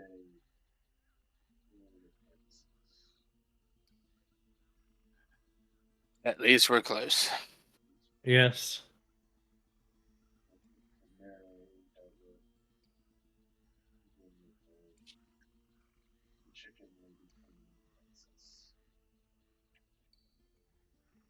Very well. Mecha looks over at Kamatha. Are you gonna be mean to the princess too? Depends.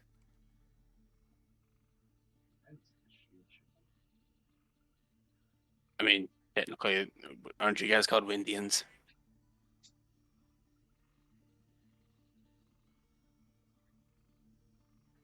As long as they don't say anything about my magic, I won't say anything to them. Has he said anything about your magic? I said if they And don't. he hasn't said anything recently about her magic. You're asking me about the princess, not the. Yeah, I'm talking about him. Has he said anything about it? Yeah. Not him specifically, but his. Well, when we're back at the tavern, yeah, but not Yeah. right now. Well, no, isn't this Yeah, the same guy the that guard was? captain. Oh, it was a different guy that was being a dick earlier. I thought this They- was the same guy. This is That was the captain of the guard at the town of Winland. With all of the chicken racism, they all look the same to me. Jesus. that is fair for you to say. But this I don't This know. is one of the princess's escorts. He snuck through during the festival. He was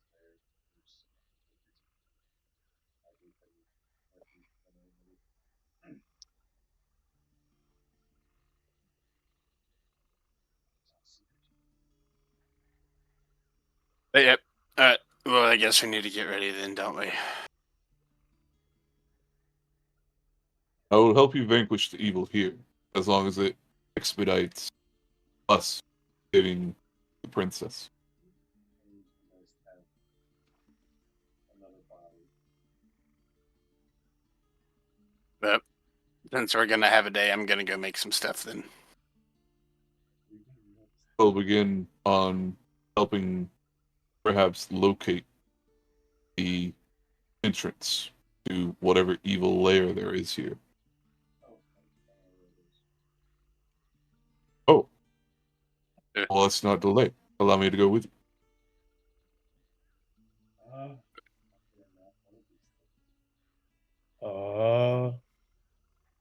If you need to rest, by all means rest. Whatever evil there is lying below the surface, it is something that we should be most prepared for.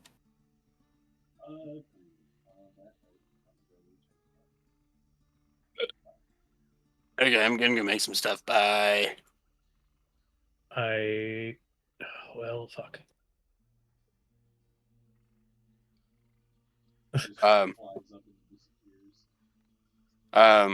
Right before I leave, I'm gonna go, Scott, come on, we have work to do. The guard flies up on top of one of the walls. He pulls his shield off of his back, holds it into the air. There's a radiant light pulsing from it. Anyone gifted in magic can know that this is detect evil or detect fiends.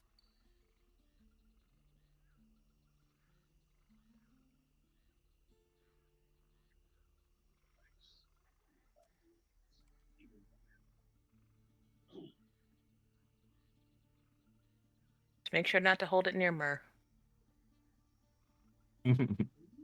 He gives Murray a casual but worried glance over his shoulder. Ding! Oh, so it also detects Gooner? It detects goons.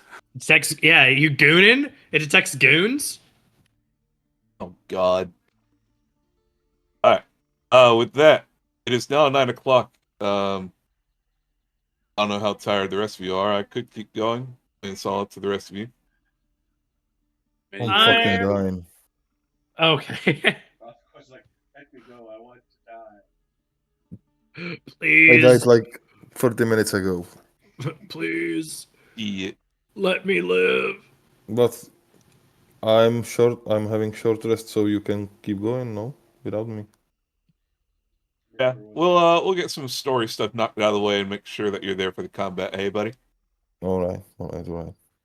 Thank you. Yes, sir. Get some rest, Bart. Sorry. I love you, buddy. Yeah. Obviously. Thanks See for the you, session. Bart. See ya. He said he loved me.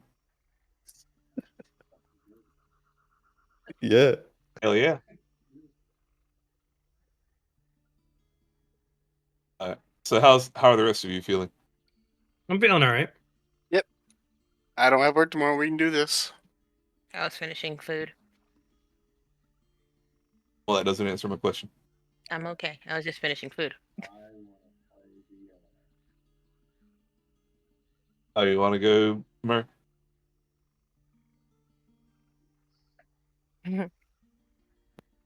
All right.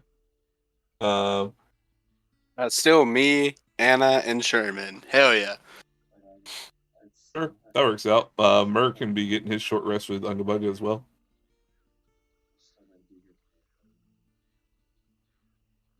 Huh? He has to be here for a recording.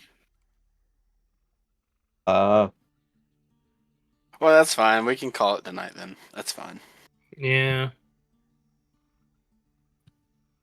Very well. We will start the adventure for the evil lair under Romero, the source of all this foulness. Fresh and anew next time.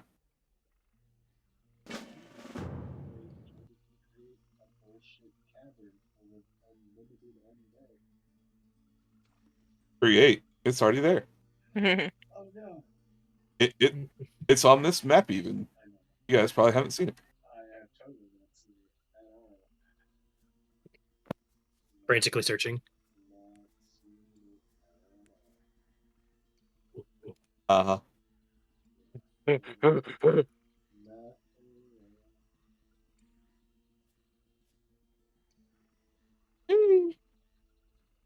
Ayo.